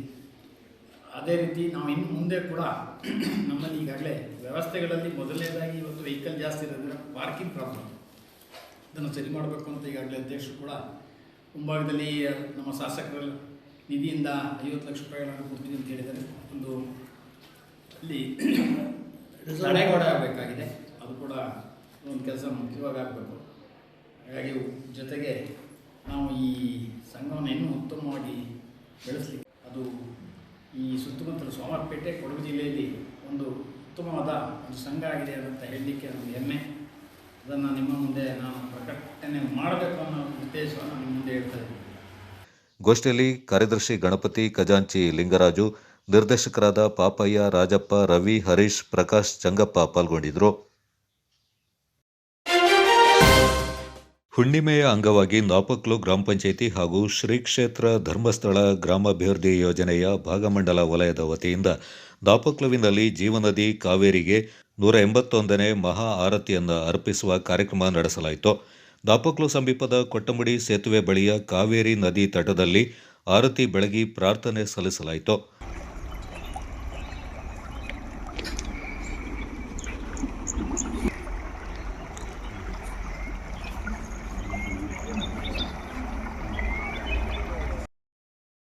ಅಂತ ಆರಂಭಿಸಿದ್ದು, ಅದಕ್ಕೆ ನಾವೆಲ್ಲರೂ ಸೇರಿ ಒಗ್ಗೂಡಿ ಈ ಸಂದರ್ಭದಲ್ಲಿ ನಮ್ಮ ಕಾವೇರಿ ತಾಯಿಗೆ ನಾವೊಂದು ಹೃದಯಪೂರ್ವಕವಾಗಿ ಒಂದು ಆರತಿ ಮಾಡಬೇಕು ಅಂತ ಗೊತ್ತು ನಾವೆಲ್ಲ ಅಂದ್ಕೊಂಡಿದ್ದೀವಿ. ಅದರಲ್ಲಿ ಎಲ್ಲರೂ ಸಮೇತ ಇಲ್ಲಿ ಬಂದುಬಿಟ್ಟು ಸಹಕರಿಸಿದ್ದಾರೆ, ಅವರಿಗೆ ನಾನು ಧನ್ಯವಾದ ಹೇಳ್ತೀನಿ. ಅದೇ ರೀತಿ ಇದನ್ನು ನಾವು ಬರಸಲಿಗೂ ಹೆಚ್ಚು ಜನವಾಗಿ ಇನ್ನೂ ಒಳ್ಳೆಯ ರೀತಿಯಲ್ಲಿ ಈ ಪ್ರೋಗ್ರಾಮನ್ನು ಆಚರಿಸಬೇಕಾಗಿ ಕೇಳ್ಕೊಳ್ತೀನಿ. ಆಯೋಜಿತ ಕಾರ್ಯಕ್ರಮದಲ್ಲಿ ಪಂಚಾಯಿತಿ ಅಧ್ಯಕ್ಷೆ ವನಜಾಕ್ಷಿ ರೇಣುಕೇಶ್, ಧರ್ಮಸ್ಥಳ ಸಂಘದ ನಾಪಕ್ಲು, ಸುಭಾಷ್ ನಗರ ಒಕ್ಕೂಟದ ಅಧ್ಯಕ್ಷೆ ಮುತ್ತುರಾಣಿ, ಗ್ರಾಮ ಪಂಚಾಯಿತಿ ಸದಸ್ಯರಾದ ಕುಲ್ಲೇಟಿರ ಅರುಣ್ ಬೇಬಾ, ಬಿಎಂ ಪ್ರದೀಪ್ ಅವರು ಮಾತನಾಡಿ, ನಮ್ಮ ಜೀವನದಿ ಕಾವೇರಿಯಿಂದ ಸ್ವಚ್ಛತೆಯಿಂದ ಕಾಪಾಡಿಕೊಂಡು ಉತ್ತರ ಭಾರತದಲ್ಲಿರುವ ಗಂಗಾ ನದಿಯ ರೀತಿಯಲ್ಲಿ ಅಭಿವೃದ್ಧಿಪಡಿಸಬೇಕೆಂದು ಅಭಿಪ್ರಾಯ ವ್ಯಕ್ತಪಡಿಸಿದರು. ಜೀವಜಲವನ್ನು ರಕ್ಷಿಸಬೇಕು, ಜನರಿಗೆ ಶುದ್ಧ ಕುಡಿಯುವ ನೀರು ಒದಗುವಂತಾಗಬೇಕು, ನಾವು ಬಳಸಬೇಕು, ಇತರರಿಗೂ ಅದನ್ನು ಶುದ್ಧವಾಗಿ ಬಳಸಲು ಅನುವು. ಕಾವೇರಿ ಜೀವನದಿ, ಇದರಿಲ್ಲದೆ ನೀರಿಲ್ಲದೆ ನಮಗೆ ಯಾವುದೂ ಇಲ್ಲ. ನೀರಿಲ್ಲದೆ ಅದು ಸ್ವಚ್ಛತೆ, ಅದು ಬೇರೆ. ನಾವು ಸ್ವಚ್ಛತೆಯನ್ನು ಕಾಪಾಡಬೇಕು, ಈ ನದಿಯನ್ನು ಸ್ವಚ್ಛವಾಗಿ ಇಟ್ಟುಕೊಳ್ಳಬೇಕು. ಈ ಸಂದರ್ಭ ಧರ್ಮಸ್ಥಳ ಗ್ರಾಮಾಭಿವೃದ್ಧಿ ಯೋಜನೆಯ ಸೇವಾ ಪ್ರತಿನಿಧಿ ಉಮಾಲಕ್ಷ್ಮಿ, ಒಕ್ಕೂಟದ ಪದಾಧಿಕಾರಿ ಸ್ವಪ್ನ, ನವಜೀವನ ಸಮಿತಿ ಸದಸ್ಯರು, ಗ್ರಾಮಸ್ಥರು ಪಾಲ್ಗೊಂಡಿದ್ದರು. ಶ್ರೀ ಸ್ವಾಮಿ ಅಯ್ಯಪ್ಪ ಉತ್ಸವ ಸಮಿತಿ, ಮಲೆತಿರಿಕೆ ಬೆಟ್ಟ, ವಿರಾಜಪೇಟೆ ಇವರ ವತಿಯಿಂದ ನಡೆದ ವಾರ್ಷಿಕ ಮಹೋತ್ಸವ ಯಶಸ್ವಿಯಾಗಿ ನಡೆಯಿತು. ಈ ಬಾರಿ ನೂತನ ಸದಸ್ಯರು ಈ ದೇವಾಲಯದಲ್ಲಿ ನಡೆದ ಪೂಜೆ, ಲಕ್ಷಾರ್ಚನೆ, ಅನ್ನ ಸಂತರ್ಪಣೆ ಕಾರ್ಯಕ್ರಮದಲ್ಲಿ ಪಾಲ್ಗೊಂಡಿದ್ದರು. ಸಾವಿರಾರು ಮಂದಿ ಆಗಮಿಸಿ ಅಯ್ಯಪ್ಪ ದೇವರ ಪೂಜೆಯಲ್ಲಿ ಪಾಲ್ಗೊಂಡು ಪುನೀತರಾದರು. ಈ ಬಾರಿ ಅಧ್ಯಕ್ಷರಾದ ಸುರೇಶ್ ಅವರ ನೇತೃತ್ವದಲ್ಲಿ ನಡೆಯಿತು. ಈ ಸಂದರ್ಭ ಉಪಾಧ್ಯಕ್ಷ ಮಣಿಕಂಠ, ಕಾರ್ಯದರ್ಶಿ ಅರುಣ್, ಸಹ ಕಾರ್ಯದರ್ಶಿ ಸಂಜು, ಖಜಾಂಚಿ ಶಿಜು ಗುರಿಕಳ್ ಹಾಗೂ ಸತೀಶ್ ಅವರು ಪಾಲ್ಗೊಂಡಿದ್ದರು. ಮುಂದಿನ ವರ್ಷ ಮತ್ತಷ್ಟು ಹೆಚ್ಚಿನ ರೀತಿಯಲ್ಲಿ ಕಾರ್ಯಕ್ರಮ ನಡೆಯಲಿದೆ ಎಂದು ಅಧ್ಯಕ್ಷರಾದ ಸುರೇಶ್ ಮಾಹಿತಿಯನ್ನು ನೀಡಿದರು. ಕುಶಾಲನಗರ ಪುರಸಭೆ ವ್ಯಾಪ್ತಿಯ 4ನೇ ಬ್ಲಾಕ್ನ ಸತ್ಕಾರ್ಯ ಹೊಸ ಗೃಹ ಮಂಡಳಿ ನಿವಾಸಿಗಳ ಕ್ಷೇಮಾಭಿವೃದ್ಧಿ ಸಂಘದ ಸರ್ವ ಸದಸ್ಯರ ವಾರ್ಷಿಕ ಸಭೆ ಬಡಾವಣೆಯ ಕಟ್ಟಡದಲ್ಲಿ ನಡೆಯಿತು. ಸಮಿತಿ ಉಪಾಧ್ಯಕ್ಷ ಕೃಷ್ಣಮೂರ್ತಿ ಅಧ್ಯಕ್ಷತೆಯಲ್ಲಿ ಸಭೆ ನಡೆಯಿತು. ಖಜಾಂಚಿ ರೇಣುಕಾ ಸ್ವಾಮಿ ಪ್ರಾಸ್ತಾವಿಕವಾಗಿ ಮಾತನಾಡಿದರು. ಬಡಾವಣೆ ಅಭಿವೃದ್ಧಿಗೆ ಎಲ್ಲ ನಿವಾಸಿಗಳ ಪಾಲ್ಗೊಳ್ಳುವಿಕೆ, ಸಹಕಾರ, ಸಲಹೆ, ಸೂಚನೆ ಅಗತ್ಯ. ಸಮಾನ ಮನಸ್ಕರಿಂದ ರಚನೆಗೊಂಡ ಬಡಾವಣೆ ಹಿತರಕ್ಷಣಾ ಸಮಿತಿ ಮೂಲಕ ಸಂಘಟಿತರಾಗಿ ಬಡಾವಣೆಗೆ ಅಗತ್ಯವಿರುವ ಸೌಲಭ್ಯಗಳನ್ನು ಪಡೆದುಕೊಳ್ಳಲು ಸಹಕಾರಿಯಾಗಿದೆ ಎಂದರು. ನುಡಿದರೆ ಸ್ಫಟಿಕದ ಸಲಾಕೆಯಂತಿರಬೇಕು. ಕೊಡ್ತಾ ಇದ್ದಾರೆ, ಮತ್ತೆ ಪ್ರೋಗ್ ಮಾಡ್ತಾ ಇದ್ದಾರೆ, ಸಂಘಕ್ಕೆ ಗುಂಪುಗಾರಿಕೆ ಮಾಡ್ತಾ ಇದ್ದಾರೆ, ಮತ್ತೆ ಸಂಘರ್ಷಕ್ಕೆ ನಡವಳಿಕೆ ಸರಿಗಿಲ್ಲ, ಮತ್ತೆ ಅವರಿಂದ ಸಂಘಕ್ಕೆ ಧಕ್ಕೆ ಆಗ್ತಾ ಇದೆ, ನಮ್ಮ ಸಂಘಕ್ಕೆ ಕೆಟ್ಟ ಹೆಸರು ಬರ್ತಾ ಇದೆ. ಈ ತರ ಎಲ್ಲ ನಾವು ಪರಿಗಣಿಸಿ ಒಳ್ಳೆ ಜನ ನಾವು ಆಯ್ಕೆ ಮಾಡಬೇಕಂತಿದ್ದೀವಿ. ಸತತವಾಗಿ ನಾವು ಶುರುವಾದಾಗಲಿಂದ ಯಾರು ಸಂಘಕ್ಕೆ ಹಾಜರಾಗ್ತಾ ಇದ್ದಾರೆ, ನಮ್ಮ ಸಂಘಕ್ಕೆ ಅವರಿಂದ ಏನು ನಮಗೆ ಉಪಯೋಗ ಆಗಿದೆ, ಮತ್ತೆ ಅವರಿಂದ ನಾವು ನಮ್ಮ ಕೊಡುಗೆಗಳು ಏನು ಅಂತ ಪರಿಗಣಿಸ್ತಿದ್ದೀನಿ. ಅದರಿಂದ ನನ್ನ ಒಂದು ಸೂಚಿಸ್ತೀನಿ, ಇಲ್ಲಿಗೆ ಬಾರಿ ಬೇಕಾದವರು ಮತ್ತೆ ಮುಂದಕ್ಕೂ ಕೂಡ ಅವರ ನೇತೃತ್ವದಲ್ಲಿ ನಡೆಯೋದು. ಅದಕ್ಕೆ ನಾನು ಸೂಚಿಸ್ತೀನಿ ಅಷ್ಟೇ, ಅಂಗೀಕಾರ ಮಾಡೋದು ಬಿಡೋದು ನಿಮ್ಮದು. ಅದಕ್ಕೆ ನಾನು ಲೋಕೇಶ್ ಸರ್ ಎಂದವ್ರಿಗೆ ನಾನು ಕಾರ್ಯದರ್ಶಿ ಹುದ್ದೆಗೆ ನಾನು ಸೂಚನೆ ಮಾಡ್ತಾ ಇದ್ದೀನಿ. ಒಬ್ಬರನ್ನು ತಗೋಬೇಕಂತ ನಾನು ಎಲ್ಲರ ಪರವಾಗಿ ನಿಮ್ಮಲ್ಲಿ ಕೇಳ್ಕೊಳ್ತಾ ಇದ್ದೇನೆ. ನಾನು ಸೂಚಿಸೋದಾದ್ರೆ ನಮ್ಮ ನೆರೆಮನೆಯವರೇ ಮತ್ತೆ ತುಂಬಾ ಆಕ್ಟಿವ್ ಒಬ್ರು ಇದ್ದಾರೆ ಮಹಿಳೆಯ ಒಂದು ವಿಭಾಗದಲ್ಲಿ, ಶ್ರೀಮತಿ ನಸೀಮರವರು. ಅವರನ್ನು ತಗೊಂಡ್ರೆ ಒಳ್ಳೇದಾಗುತ್ತೆ ಅಂತ ನನಗೊಂದು ಆಸೆ. ಅವರು ಸೂಚಿಸಿದ್ದಾರೆ, ಅವ್ರನ್ನೂ ಕೂಡ ಈ ಒಂದು ಸಂಘಕ್ಕೆ ನಿರ್ದೇಶಕರಾಗಿ ತೆಗೆದುಕೊಳ್ತೀವಿ. ಹಾಗೆ ನಮ್ಮ ಸಂಘದ ಪದಾಧಿಕಾರಿಗಳು ಅಂದರೆ ಏನು ನಿರ್ದೇಶಕರು ಏನಿದ್ದಾರೆ ಈ ಹಿಂದೆನೆ ನಾವೊಂದು ತೀರ್ಮಾನವನ್ನು ಮಾಡಿದ್ದು. ಶ್ರೀಯುತ ಹ್ಯಾರಿ ಮೋರಸ್ ಸರ್ ಅವರು ಬಹಳ ಸರಳ ವ್ಯಕ್ತಿತ್ವ, ಸೌಜನ್ಯವಾದಂತಹ ವ್ಯಕ್ತಿ. ಬಹುಶಃ ಯಾರ ಜೊತೆಗೂ ಹೆಚ್ಚಿಗೆ ಮಾತಾಡೋದಿಲ್ಲ, ಆದರೆ ಒಳ್ಳೆಯ ಕಾರ್ಯನಿರ್ವಹಿಸ್ತಕ್ಕಂತಹ ಸೋಮವಾರಪೇಟೆ ಸೆಂಟ್ ಜೋಸೆಫ್ ಶಾಲೆಯ ಮುಖ್ಯಸ್ಥರು ಕೂಡ ಹೌದು. ಅವರನ್ನು ಕೂಡ ಈ ಒಂದು ಸಂಘದ ನಿರ್ದೇಶಕರಾಗಿ ಆಯ್ಕೆ ಮಾಡ್ಕೊಳ್ತಾ ಇದ್ದೀವಿ. ಎಲ್ಲ ಧರ್ಮದವರನ್ನ ಒಳಗೊಂಡ ಸಮಿತಿ ರಚನೆಗೆ ಆಗ್ರಹ ಕೇಳಿಬಂದ ಹಿನ್ನೆಲೆ ವಿವಿಧ ಧರ್ಮೀಯರನ್ನ ಪದಾಧಿಕಾರಿಗಳಾಗಿ ಆಯ್ಕೆ ಮಾಡಲಾಯಿತು. ನಮ್ಮ ಸತ್ಕಾರ್ಯ ಹೊಸ ಗೃಹ ನಿರ್ಮಾಣ ಮಂಡಳಿ ಕುಶಾಲನಗರ ಬ್ಲಾಕ್ 4 ಇದು ನೋಂದಣಿಯಾಗಿರುವಂಥದ್ದು. ಇನ್ನು 4 ದಿನ ಆದರೆ 1 ವರ್ಷ ಸಂಪೂರ್ಣ ಆಗ್ತದೆ. ಅದಕ್ಕೆ ಮುನ್ನ ಒಂದು ವಾರ್ಷಿಕ ಮಹಾಸಭೆಯನ್ನು ಕಡ್ಡಾಯ ಕರೆಯುವಂಥದ್ದು ನಮಗೆ ಯಾರು ನೋಂದಣಿಯನ್ನು ಮಾಡಿ ಕೊಟ್ಟಿದ್ದಾರೋ ಇಲಾಖೆಯವರು, ಅವು ಕಾನೂನು ಕಟ್ಟಳೆಗಳು. ಈ ನಿಟ್ಟಿನಲ್ಲಿ ಮೊದಲನೇದಾಗಿ ತಮ್ಮಲ್ಲಿ ಕ್ಷಮೆ ಯಾಚಿಸುತ್ತಾ, ಯಾಕೆ ಎಲ್ಲ ವಿದ್ಯಾವಂತರಲ್ಲಿ ಇರೋರೆಲ್ಲ ವಿದ್ಯಾವಂತರೆ, ಅದಕ್ಕೆ ನಾನು ವಿಶೇಷವಾಗಿ ತಮ್ಮೆಲ್ಲರಲ್ಲಿ ನಾನು ಬೇಡ್ಕೊಳ್ತೀನಿ. ವಾಣಿ ಮೇಡಮ್ ಅಂತ ಕೋಆಪರೇಟಿವ್ ಡಿಪಾರ್ಟ್ಮೆಂಟ್ 20 ವರ್ಷ ಸರ್ವಿಸ್ ಇದ್ದಾರೆ. ಆ ಸೇವೆ ನಮ್ಗೆ ಬೇಕು. ನಿಯಮಗಳು, ಕಾನೂನುಗಳು, ತಿದ್ದುಪಡಿಗಳು ನಮಗೆ ಸ್ವಲ್ಪ ಗೊತ್ತಿಲ್ಲ. ಅವರ 20 ವರ್ಷದಲ್ಲಿ ಸೇವೆ ಮಾಡಿದ್ದಾರೆ. ಆ ಸೇವೆ ನನ್ನ ಸಂಘಕ್ಕೆ ಅತ್ಯಗತ್ಯ ಅಂತ ನನಗೆ ಅನಿಸುತ್ತೆ, ನಮ್ಮ ಸಂಘಕ್ಕೆ. ನೂತನ ಅಧ್ಯಕ್ಷರಾಗಿ ಕೃಷ್ಣಮೂರ್ತಿ ಎನ್, ಉಪಾಧ್ಯಕ್ಷರಾಗಿ ರುಕ್ಮಾಂಗದ SR, ಕಾರ್ಯದರ್ಶಿಯಾಗಿ ವಿಜೇತ ವಿ ಕಾಮತ್ ಇವರನ್ನು ಆಯ್ಕೆ ಮಾಡಲಾಯಿತು. ಹ್ಯಾರಿ ಮೋರಸ್, ಜನಾರ್ದನ, ನೀರಜ್, ವಾಣಿ ಮತ್ತು ನಸೀಂ ಅವರನ್ನ ನೂತನ ನಿರ್ದೇಶಕರನ್ನಾಗಿ ಆಯ್ಕೆ ಮಾಡಲಾಯಿತು. ಸಭೆಯಲ್ಲಿ ಮತ್ತಿತರ ನಿರ್ದೇಶಕರು ಪಾಲ್ಗೊಂಡಿದ್ದರು.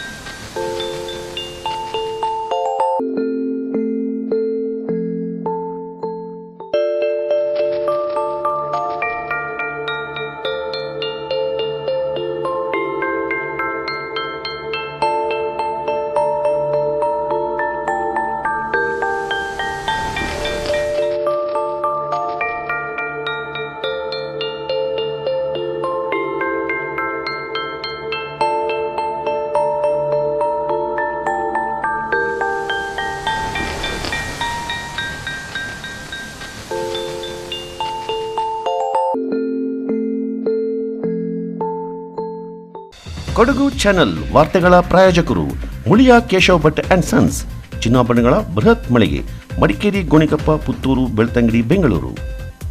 ಹೋಮ್ಸ್ಕೇಪ್ ಫರ್ನಿಚರ್ಸ್, ಕೊಡಗಿಗೆ ಸಮೀಪದ ವಿಶಾಲವಾದ ಮಳಿಗೆ, ಪಯ್ಯಾವೂರ್, ಕೇರಳ. ಶಾರದಾ ಜ್ಯುವೆಲರ್ಸ್, ಕೊಡಗಿನ ಸಾಂಪ್ರದಾಯಿಕ ಆಭರಣಗಳ ಬೃಹತ್ ಮಳಿಗೆ, Aras road, Mysuru. A to Z super market, Vishwamanava double road, Kuvempu Nagar, Mysuru.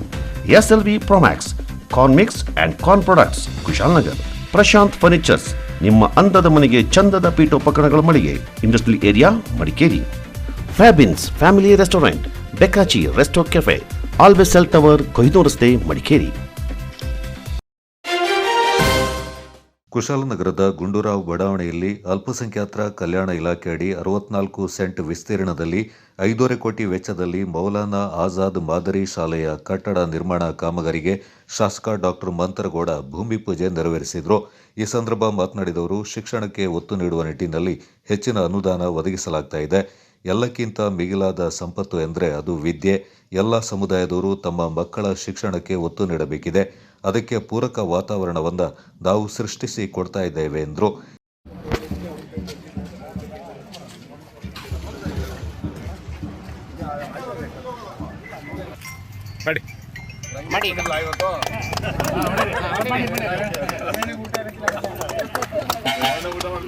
₹45,000 department ಅವರು ಪರ್ಚೇಸ್ ಮಾಡಿದ್ರು. ಗೌರ್ಮೆಂಟ್ ಇದ್ದಾರೆ, ಗೌರ್ಮೆಂಟ್ ಇಂದ ಅಂದ್ರೆ ಮೈನಾರಿಟಿ ಡಿಪಾರ್ಟ್ಮೆಂಟ್ ಕೂಡ ಪರ್ಚೇಸ್ ಮಾಡಿರೋ ಜಾಗ 45,000 ಪರ್ಚೇಸ್ ಮಾಡಿರ್ತಾರೆ.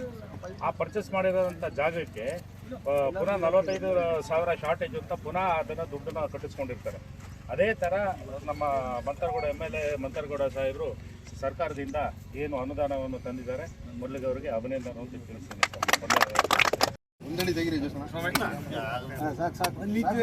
ಕೆಲಸ ಮಾಡೋರೆ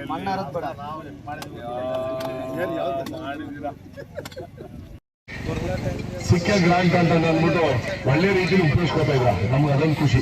ಶಿಕ್ಷಣ ಇಲಾಖೆಯಲ್ಲಿ ಶಿಕ್ಷಣ ಶಕ್ತಿ ಕೊಡೋದಂತ ನಮ್ಮ ಜವಾಬ್ದಾರಿ ಇದೀನ. ಏನು ಅಲ್ಪಸಂಖ್ಯಾತರ ಇಲಾಖೆ ವತಿಯಿಂದ ಏನು ಟೋಟಲ್ ಆಗಿ ಸ್ಟೇಟ್ ಅಲ್ಲಿ ಒಂದು 450 ಕೋಟಿ ರೂಪಾಯಿಗೆ ಎಲ್ಲಾ ಕ್ಷೇತ್ರಕ್ಕೆ ಕೊಡಬೇಕಾಗಿತ್ತು. ನಮ್ಮ ಜಿಲ್ಲೆಗೆ ನಮ್ಮ ಕ್ಷೇತ್ರಕ್ಕೆ ಏನು 500 ಕೋಟಿ ರೂಪಾಯಿಗೆ ಅದ್ಭುತವಾದ ಕಾಮಗಾರಿಗೆ ನಾವು ಬುದ್ಧಿ ಪೂಜೆ ಮಾಡಿದ್ವಿ. ವೇದಿಕೆ ಮೇಲೆ ಆಸಕ್ತಿಯಿಂದ ಹಿರಿಯರುಗಳಾದಂತ ಈ ಸಂದರ್ಭ ಕೂಡ ಅಧ್ಯಕ್ಷ ಪ್ರಮೋದ್ ಮುತ್ತಪ್ಪ, ಸದಸ್ಯ ಕಿರಣ್, ನಗರ ಕಾಂಗ್ರೆಸ್ ಅಧ್ಯಕ್ಷ ಜೋಸೆಫ್ ವಿಕ್ಟರ್ ಸೋನ್ಸ್, ಜಾಮಿಯಾ ಮಸೀದಿ ಕಾರ್ಯದರ್ಶಿ ಇರ್ಫಾನ್, ಖಜಾಂಚಿ ಆದಂ ಎಸ್, ನೂರ್ ಮಸೀದಿ ಅಧ್ಯಕ್ಷ ಶಬೀರ್ ಅಹಮದ್, ಕುಶಾಲನಗರ ಬ್ಲಾಕ್ ಅಲ್ಪಸಂಖ್ಯಾತರ ಘಟಕದ ಅಧ್ಯಕ್ಷ ಅಬ್ದುಲ್ ರಜಾಕ್, ಪ್ರಮುಖರಾದ ಸುಂಟಿಕೊಪ್ಪ ಉಸ್ಮಾನ್, ಸುಂಟಿಕೊಪ್ಪ ರಫೀಕ್, ಸಿಎಂ ಅಜೀಜ್, ಮಜೀದ್ ಮತ್ತಿತರ ಪ್ರಮುಖರು ಪಾಲ್ಗೊಂಡಿದ್ದರು. ಇದೇ ಸಂದರ್ಭ ಕುಶಾಲನಗರ ನೇತಾಜಿ ಬಡಾವಣೆ ಹಾಗೂ ಗುಮ್ಮನಕೊಲ್ಲಿ ಸರ್ಕಾರಿ ಶಾಲಾ ಹಿಂಭಾಗದಲ್ಲಿ ನೂತನವಾಗಿ ನಿರ್ಮಿಸಿದ ರಸ್ತೆಯನ್ನು ಶಾಸಕರು ಉದ್ಘಾಟಿಸಿದರು. ಮುಳ್ಳುಸೋಗೆ ತಪೋವನಕ್ಕೆ ತೆರಳುವ ಮಾರ್ಗದ ರಸ್ತೆ ಅಭಿವೃದ್ಧಿ ಕಾಮಗಾರಿಯನ್ನು ಪರಿಶೀಲಿಸಿದರು. ಈ ಭಾಗದಲ್ಲಿ ಹರಡಿದ್ದ ಕಸದ ರಾಶಿ ಕಂಡು ಆಕ್ರೋಶಗೊಂಡ ಶಾಸಕರು ಕೂಡಲೇ ಕಸ ತೆರವುಗೊಳಿಸುವಂತೆ ಪುರಸಭೆ ಮುಖ್ಯಾಧಿಕಾರಿಗೆ ಸೂಚನೆ ನೀಡಿದರು. ಸಿಸಿ ಕ್ಯಾಮೆರಾ ಪರಿಶೀಲಿಸಿ ಕಸ ಬಿಸಾಡುವವರನ್ನು ಪತ್ತೆ ಹಚ್ಚಿ ಕಟ್ಟುನಿಟ್ಟಾಗಿ ಕ್ರಮ ಕೈಗೊಳ್ಳಲು ಶಾಸಕರು ಸೂಚಿಸಿದರು. ನಾವು ನೀವು ಗ್ರಾಮಸ್ಥರು ಇನ್ನೊಂದ್ಸಲಿ ಸೇರಿಸ್ಕೊಂಡು ಇವ್ರು ಹೆಂಗ್ ಬೇಕು ನಾವು ಮಾಡಿಸ್ಕೊಡ್ತೀವಿ. ಆಯ್ತಾ? ನೀವೇ ಐಡಿಯಾ ಕೊಡಿ ಹೆಂಗ್ ಮಾಡಿಸ್ಕೊಳ್ಬೇಕು. ಈಗ ಉಪಯೋಗಿಸ್ಕೊಳ್ಳೋದು ನೀವು ಈಗ ಬರೋದಲ್ಲ ರೀ, ನೀವು ಇವೆಲ್ಲ ನಾನು ಒಪ್ಪೋದಿಲ್ಲ. ಈ ಥರ ಬ್ಲ್ಯಾಕ್ ಸ್ಪಾಟ್ಸ್ ನಾನು ಕ್ಲೀನ್ ಮಾಡ್ಕೋಬೇಕ್ರಿ, ಸರಿ ಇಲ್ಲ. ಏನ್ ಇದು ಅದು ಅಲ್ಲಮ್ಮ ಅವನ ನಿಮಿಷ CCTV ಯಾರು ನೋಡ್ತಾವ್ರೆ?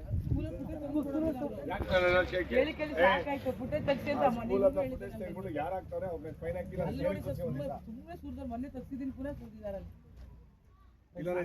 ಇಲ್ಲಾಂದ್ರೆ ಒಂದು ಪೊಲೀಸ್ ಕಂಪ್ಲೇಂಟ್ ಕೊಡಿ. ಇದು ಕ್ಲೀನ್ ಮಾಡ್ಬೇಕಾದ್ರೆ 15 ರೋಡು ಕಸನೇ ಎಲ್ಲ ಸೈಡ್ಗೆ ಇದ್ದಿದ್ದು ಮಳೆ ಹತ್ರ ಅನ್ನಿಸ್ಕೊಡ್ಬೇಕು. ಅರ್ಥ ಆಯ್ತೇನಪ್ಪ?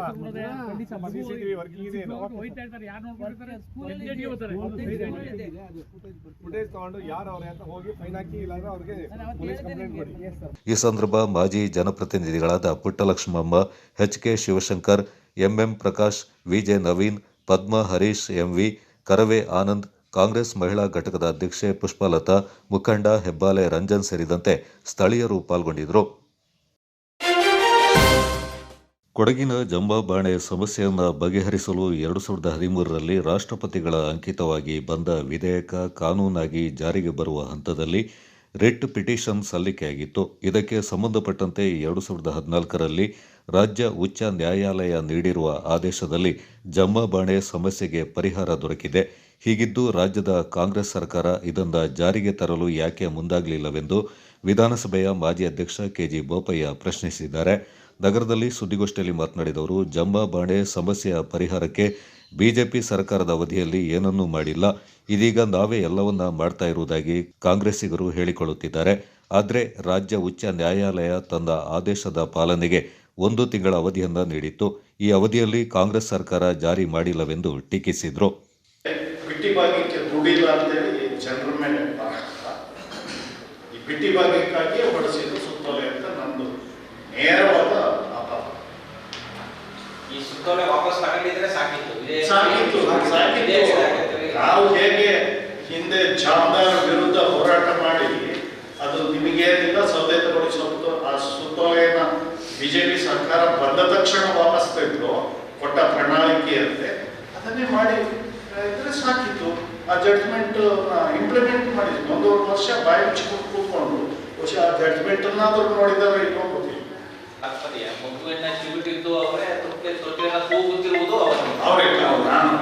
ನಾನು ಕಾಂಗ್ರೆಸ್ ಪಕ್ಷದ ಮೇಲೆ ನೇರವಾಗಿ ತಗೊಳ್ಬೇಕು ಇನ್ನೊಂದು ಮಾತನ್ನು ಹೇಳಿದ್ದಾರೆ. ನಾನು ತಿದ್ದುಪಡಿ ಮಾಡಿದ್ದರಿಂದ ಕೆಲವರಿಗೆ ಹೊಟ್ಟೆ ಕಿಚ್ಚು ಅವರ ರಾಜಕೀಯ ಭವಿಷ್ಯದ ಬಗ್ಗೆ ನಾವು ರಾಜಕೀಯ ಚಿಂತನೆ ಮಾಡೋದಾಗಿದ್ರೆ 2006ರಲ್ಲಿ ಏನು ಹೋರಾಟ ಮಾಡೋದು ನಾವೇ ಇದ್ರು, ಅಲ್ಲಿ ಬಸವರಾಜ್ ಇದ್ರು, ಎಲ್ಲವೂ ನಾವೇ ಇದ್ರು. ಇವರು ನೇತೃತ್ವ ವಹಿಸಿಕೊಂಡು ನಾವು ಯಾಕೆ ಎಲ್ಲ ಕೆ ಕರ್ಮಯ್ಯನವ್ರನ್ನ ಯಾಕೆ ಅಧ್ಯಕ್ಷ ಮಾಡ್ತಿದ್ರು, ನಾವು ಮಾಡ್ತಿದ್ದಿಲ್ಲ.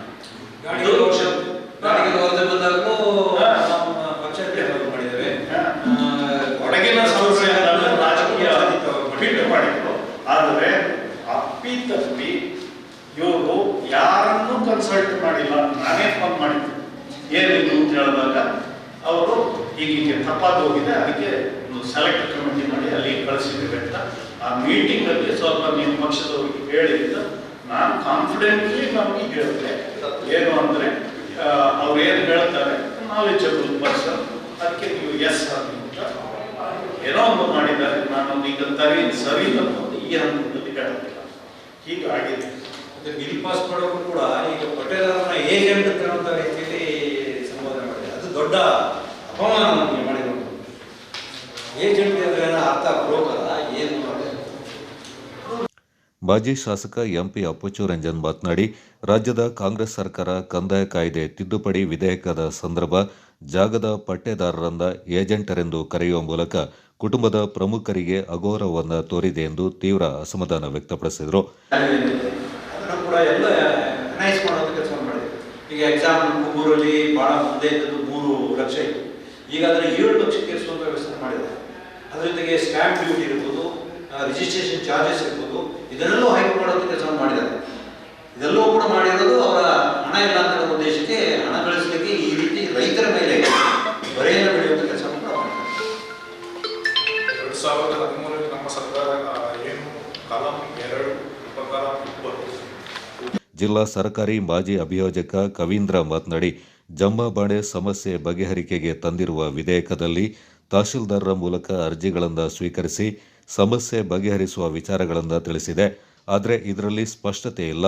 ಪ್ರಮುಖವಾಗಿ ಸಮಸ್ಯೆ ಬಗೆಹರಿಕೆಗೆ ತಹಶೀಲ್ದಾರ್, ಗ್ರಾಮಾಭಿವೃದ್ಧಿ ಅಧಿಕಾರಿ, ಭೂ ದಾಖಲೆಗಳ ಸಹಾಯಕ ನಿರ್ದೇಶಕರಿಗೆ ಪೂರ್ಣ ಹೊಣೆಗಾರಿಕೆಯಿಂದ ವಹಿಸುವುದು ಅತ್ಯವಶ್ಯ. ಇಲ್ಲವಾದಲ್ಲಿ ಭ್ರಷ್ಟಾಚಾರ ಹೆಚ್ಚುವ ಆತಂಕವಿದೆ ಎಂದರು. ಬ್ರಿಗೇಡಿಯರ್ ಮಾಲಿಟಿರ ಏರಿಯಾ ಕೇಸ್ನಲ್ಲಿ ಅಪೀಲ್ ಮಾಡಿದ್ದಾರೆ.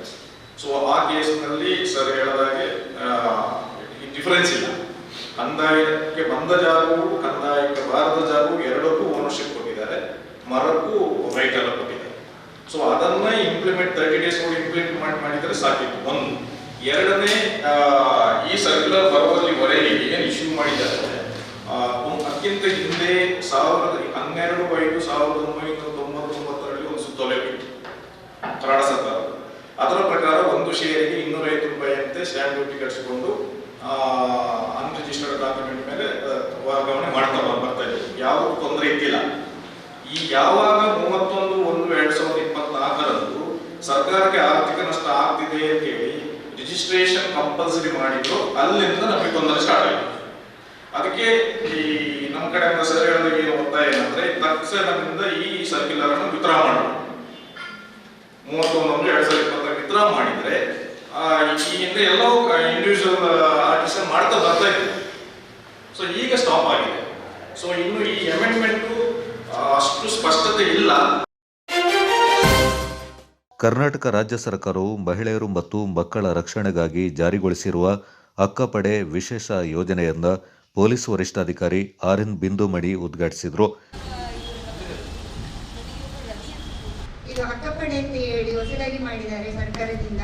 ಇದು ಹೆಣ್ಣು ಮಕ್ಕಳಿಗೋಸ್ಕರ ಕಷ್ಟದಲ್ಲಿದ್ರೆ, ಈಗ ಬಸ್ ಸ್ಟ್ಯಾಂಡ್ ಅಲ್ಲಿ ಆಗಿರ್ಬೋದು, ಹೋಟೆಲ್ ಅಲ್ಲಿ ಆಗಿರ್ಬೋದು, ಇಲ್ಲ ನೀವು ಎಲ್ಲಾದ್ರೂ ಟ್ರಾವೆಲ್ ಮಾಡುವಾಗ ಅಥವಾ ಮನೆಯಲ್ಲೇ ಸ್ವಂತದವರಿದ್ದಾಗಿರುತ್ತೆ, ಅಂತ ಟೈಮಲ್ಲಿ ಅಕ್ಕಪಡೆಯವರಿಗೆ ನೀವು ಫೋನ್ ಮಾಡಿಬಿಟ್ಟು ಇಂಥ ಪ್ರಾಬ್ಲಮ್ ಅಲ್ಲಿ ಇದೀವಿ ಅಂತ ಯಾವುದೇ ಕ್ಷಣದಲ್ಲಿ ನೀವು ಹೇಳಿದ್ರು ತುರ್ತು ಕ್ಷಣದಲ್ಲಿ ನಾವು ನಿಮಗೆ ಸ್ಪಂದಿಸ್ತೀವಿ.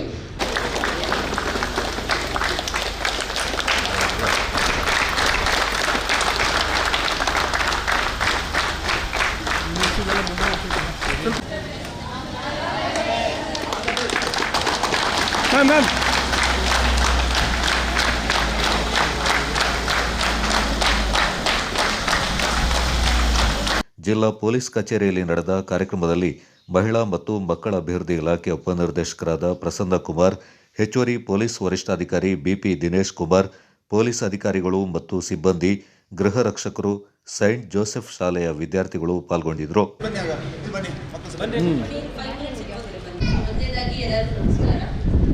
ಇವತ್ತು ಕರ್ನಾಟಕ ಸರ್ಕಾರದ ಆದೇಶದ ಮೇರೆಗೆ ಎಲ್ಲ ಜಿಲ್ಲೆಗಳಲ್ಲಿ ಮತ್ತು ಕಮಿಷನರೇಟ್ಗಳಲ್ಲಿ ಅಕ್ಕಪಡೆ ಅನ್ನೋ ಒಂದು ತಂಡನ ರಚನೆ ಮಾಡಬೇಕಾಗಿ ಆದೇಶ ಬಂದಿತ್ತು.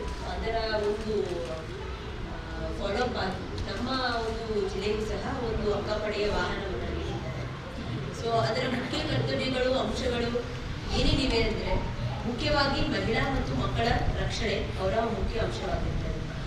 ನಮಗೆ ಈಗ ತಿಳಿದಿರುವಂತೆ 112 ಅನ್ನೋ ಒಂದು ಸಹಾಯ ERSS ನಮ್ದು ಏನಿದೆ, ಎಮರ್ಜೆನ್ಸಿ ಹೆಲ್ಪ್ ಲೈನ್, ಅದರ ಒಂದು ಜೊತೆಗೆ ನಮ್ಮ ಹತ್ರ 1098 ಅಂತ ಒಂದು ಚೈಲ್ಡ್ ಹೆಲ್ಪ್ ಲೈನ್ ಇದೆ, 181 ಅಂತ ವುಮೆನ್ ಹೆಲ್ಪ್ ಲೈನ್ ಇದೆ. ಎಲ್ಲ ಹೇಳಿಕೊಟ್ಟಿದ್ದಾರೆ, ಅದೆಲ್ಲ ನಮಗೆ ಮನವರಿಕೆ ಆಗಿದೆ. ಅದೇ ರೀತಿ ನಮಗೆ ಆ ಥರ ಸಮಸ್ಯೆ ಬಂದಾಗ ಕನೆಕ್ಟ್ ಮಾಡ್ತೀವಿ. ಆ ಥರ ಆಗೋದು ಬೇಡ. ಎಲ್ಲರಿಗೂ ನಮಸ್ಕಾರ. ಈ ಅಕ್ಕಪಡೆ ಮಾಡೋ ಮೊದಲು ನಮ್ಮ ಜಿಲ್ಲೆಯಲ್ಲಿ ಮೇಡಮ್ ಕಾವೇರಿ ಪಡೆ ಅಂತ ಮೊದಲು ಇತ್ತು. ಅದು ಸ್ವಲ್ಪ ಸಮಯದ ನಂತರ ನಿಂತೋಯ್ತು. ಇವಾಗ ಸರ್ಕಾರದ ವತಿಯಿಂದ ಈ ಅಕ್ಕಪಡೆ ಬಂದಿದೆ. ನಿಜವಾಗಿ ಎಲ್ಲರಿಗೂ ಖುಷಿ, ಸಂತೋಷದ ವಿಚಾರ. ಯಾಕೆಂದರೆ ಮಹಿಳೆಯರೇ ಇರಲಿ, ಮಕ್ಕಳೇ ಇರಲಿ, ಅವರ ಸುರಕ್ಷತೆ ನಮ್ಮ ಆದ್ಯತೆ. ಹಾಗಾಗಿ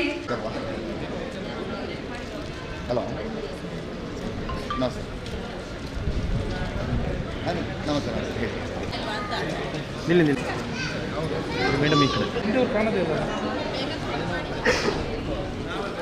ನೋಡಿ, ಲೈಟಿಂಗ್ ಇಲ್ಲ, ಎಲ್ಲಿ ಸಿಗೋದಿಲ್ಲ. ಅನಾರೋಗ್ಯ ಪೀಡಿತ ಪುತ್ರನೊಂದಿಗೆ ಆಶ್ರಯವಿಲ್ಲದೆ ಅತಿ ಬಡತನದಲ್ಲಿ ಜೀವನ ಸಾಗಿಸ್ತಾ ಇದ್ದ ವಯೋವೃದ್ಧರೊಬ್ಬರಿಗೆ ಜಿಲ್ಲಾ ಪಂಚಾಯತ್ನ ಮಾಜಿ ಸದಸ್ಯ ಹಾಗೂ ಸಮಾಜ ಸೇವಕ PM ಲತೀಫ್ ಅವರು ಮನೆ ನಿರ್ಮಿಸಿಕೊಡೋ ಮೂಲಕ ಮಾನವೀಯತೆ ಮೆರೆದಿದ್ದಾರೆ.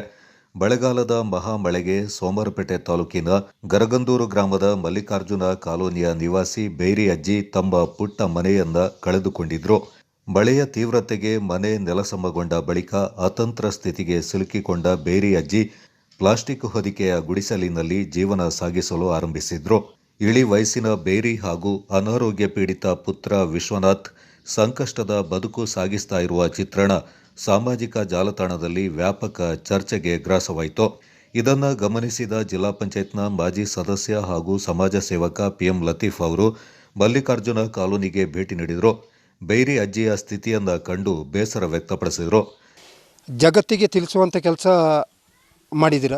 ಹಾಗೆ ಈ ಮನೆ ನೋಡಿಬಿಟ್ಟು ಇಡೀ ಪ್ರಸಾರ ನಾವು ಮಾಡಿದ ಒಂದು ಮೊಬೈಲಲ್ಲಿ ನಾನು ಮತ್ತು ಅಬ್ಬಸ್ ಅವರು ಕೊಟ್ಟ ತಕ್ಷಣ ಇಡೀ ಜನ ಬಂದುಬಿಟ್ಟು ಇದ್ದ ಅಧಿಕಾರಿಗಳೆಲ್ಲ ತಕ್ಷಣ ಇಲ್ಲಿಗೆ ಸ್ಪಂದಿಸಿದ್ದಾರೆ. ಹಾಗೆ ನಮ್ಮ ಲತೀಫ್ ಸರ್ ಸಹ ಇಲ್ಲಿ ಬಂದುಬಿಟ್ಟು ಅಜ್ಜಿ ಮನೆ ನೋಡಿ ಪರಿಸ್ಥಿತಿ ನೋಡಿ ನಾನೇ ಕಟ್ಟಿಕೊಡ್ತೀನಿ ಅಂತೇಳಿ, ಆಗ ತಮಿಳ್ನಾಡಲ್ಲಿದ್ದರು, ಅದು ಏನಿದ್ರೂ ನಾನೇ ಮಾಡಿಕೊಡ್ತೀನಿ ಅಂತೇಳಿದ್ರು. ಅದರ ಜೊತೆಯಲ್ಲೇ ನಮ್ಮ ಜನಪ್ರಿಯ ಶಾಸಕರಾದ ಮಂತನಗೌಡ ಸರ್ ಕೂಡ ಬಂದುಬಿಟ್ಟು ಅಜ್ಜಿ ಜೊತೆಯಲ್ಲಿ ಕೂತ್ಕೊಂಡು ಮಾತಾಡಿ ಅದೇನಿದೆ ಅದೆಲ್ಲ ನಾವೆಲ್ಲ ಕೈ ಜೋಡಿಸಿ ನಾವು ಮಾಡ್ತೀವಿ ಅಂತೇಳಿದರು. ಹಾಗೆ ನಮ್ಮ ಈ ಮಲ್ಲಿಕಾರ್ಜುನ ಕಾಲೋನಿಯ ಜನತೆಯ ಪರವಾಗಿ ಅವರಿಗೂ ಅಭಿನಂದನೆ ಸಲ್ಲಿಸ್ತೀನಿ. ಹಾಗೆ ನಿಮಗೆ ಕೂಡ ಅಭಿನಂದನೆ ಸಲ್ಲಿಸ್ತೀನಿ. ಇನ್ನು ಮುಂದಕ್ಕೂ ಯಾವುದಾದ್ರೂ ಇಂಥ ಕಷ್ಟದಲ್ಲಿ ಇದ್ದವರಿಗೆ ನಾವು ಸ್ಪಂದಿಸಿ, ಇಂಥ ಲತೀಫ್ ಅವರು ನಮ್ಮ ಜನಪ್ರಿಯ ಒಬ್ಬರು ಮಾಜಿ ಸದಸ್ಯರು, ಹಾಗೆ ಸ್ಪ್ರೆಡ್ ಆದ ಸಮಯದಲ್ಲಿ ಕೂಡ ಅವರು ಬೇಕಾದಷ್ಟು ಜನಕ್ಕೆ ಸ್ಪಂದಿಸಿ ಅವರ ಕೈಲಿ ಆದಂಥ ಸಹಾಯ ಮಾಡಿ ಅವರ ಸ್ವಂತ ಜಾಗದಲ್ಲಿ ಅವರಿಗೆ ಒಂದು ಮನೆ ನಿರ್ಮಾಣ ಮಾಡಿಕೊಟ್ಟು ಅಂಥ ಕೆಲಸ, ಒಳ್ಳೆ ಕೆಲಸ ಮಾಡಿದ್ದಾರೆ. ಅವರಿಗೂ ಆ ದೇವರು ಸಕಲ ಅವರ ಮನೆಯವರಿಗೂ ಆರೋಗ್ಯವನ್ನು ಕೊಟ್ಟು ಅವ್ರನ್ನ ಬೆಳಗಲಿ ಅಂತೇಳಿ ನಾನು ಇಷ್ಟು ಮಾತಾಡಲಿಕ್ಕೆ. ಕಣ್ಣೀರು ಹಾಕಿದ ಅಜ್ಜಿಗೆ ಧೈರ್ಯ ತುಂಬಿದವರು ಮುಂದಿನ 6 ತಿಂಗಳ ಒಳಗೆ ತಮ್ಮ ಸ್ವಂತ ಖರ್ಚಿನಲ್ಲಿ ಮನೆ ನಿರ್ಮಿಸಿಕೊಡುವುದಾಗಿ ಭರವಸೆ ನೀಡಿದರು. ಕೊಟ್ಟ ಮಾತಿನಂತೆ 6 ತಿಂಗಳಲ್ಲಿಯೇ ಮನೆ ನಿರ್ಮಿಸಿಕೊಟ್ಟ PM ಲತೀಫ್ ಅವರು ಮಡಿಕೇರಿ ಶಾಸಕರಾದ ಡಾಕ್ಟರ್ ಮಂತ್ರಗೌಡ ಅವರ ಮೂಲಕ ಬೈರಿ ಅಜ್ಜಿಗೆ ಮನೆಯನ್ನು ಹಸ್ತಾಂತರ ಮಾಡಿದರು. PM ಲತೀಫ್ ಅವರ ಸೇವಾ ಮನೋಭಾವವನ್ನು ಶಾಸಕರು ಹಾಗೂ ಗ್ರಾಮಸ್ಥರು ಕೊಂಡಾಡಿದರು. ಎಲ್ಲರಿಗೂ ನಮಸ್ತೆ. ನನ್ನ ಅಜ್ಜಿ ಮತ್ತು ಚಿಕ್ಕಪ್ಪ ತುಂಬ ವರ್ಷದಿಂದ ಗುಡಿಸಲಲ್ಲಿ ವಾಸವಾಗಿದ್ದರು. ಇಲ್ಲಿ ಯಾರು ನೋಡೋರು ಕೇಳೋರು ಯಾರೂ ಇತ್ತಿಲ್ಲ. ತುಂಬ ಮಳೆಗಾಲದಲ್ಲಿ ಅದೇ ಕೆಸರಲ್ಲಿ ಅದೇ ಗುಡಿಸಲಲ್ಲಿ ಮಲಗುತ್ತಿದ್ದರು. ಆದರೆ ಈಗ ಆ ಕಷ್ಟನ ನೋಡಿಬಿಟ್ಟು ಎಲ್ಲ ನ್ಯೂಸ್ ಅವರೆಲ್ಲ ಬಂದುಬಿಟ್ಟು ಕಷ್ಟನ ಎಲ್ಲ ಪ್ರಸಾರ ಮಾಡಿ ಅದನ್ನೆಲ್ಲ ನೋಡಿಬಿಟ್ಟು ಲತೀಫ್ ಅವರು ಬಂದುಬಿಟ್ಟು ಮತ್ತು MLA ಸರ್ ಅವರು ಬಂದು ಅಜ್ಜಿಯವ್ರ ಜೊತೆ ಎಲ್ಲ ಮಾತಾಡಿ ನಾವು ಮನೆ ಕಟ್ಟಿಸಿ ಕೊಡ್ತೀವಿ ಅಂತ ಹೇಳ್ಬಿಟ್ಟು ಒಪ್ಕೊಂಡು ಈಗ ಮನೆ ಎಲ್ಲ ಕಟ್ಟಿ ಉದ್ಘಾಟನೆ ಎಲ್ಲ ಆಗಿದೆ. ಇನ್ನು ಮುಂದಕ್ಕೂ ಅವರಿಗೆ ಯಾವ ತೊಂದರೆ ಆಗದ ರೀತಿ ನಾವು ನೋಡ್ಕೊಳ್ತಿದ್ದೀವಿ. ಸುಸಜ್ಜಿತವಾಗಿರುವ ನೂತನ ಮನೆಯಿಂದ ಪ್ರವೇಶ ಮಾಡಿದ ಬೇರಿ ಅಜ್ಜಿ ಹಾಗೂ ಪುತ್ರ ವಿಶ್ವನಾಥ್ ಭಾವುಕರಾದರು. ಪಿಎಂ ಲತೀಫ್ ಅವರಿಗೆ ಹೃದಯ ತುಂಬಿ ಕೃತಜ್ಞತೆಯಿಂದ ಸಲ್ಲಿಸಿದರು.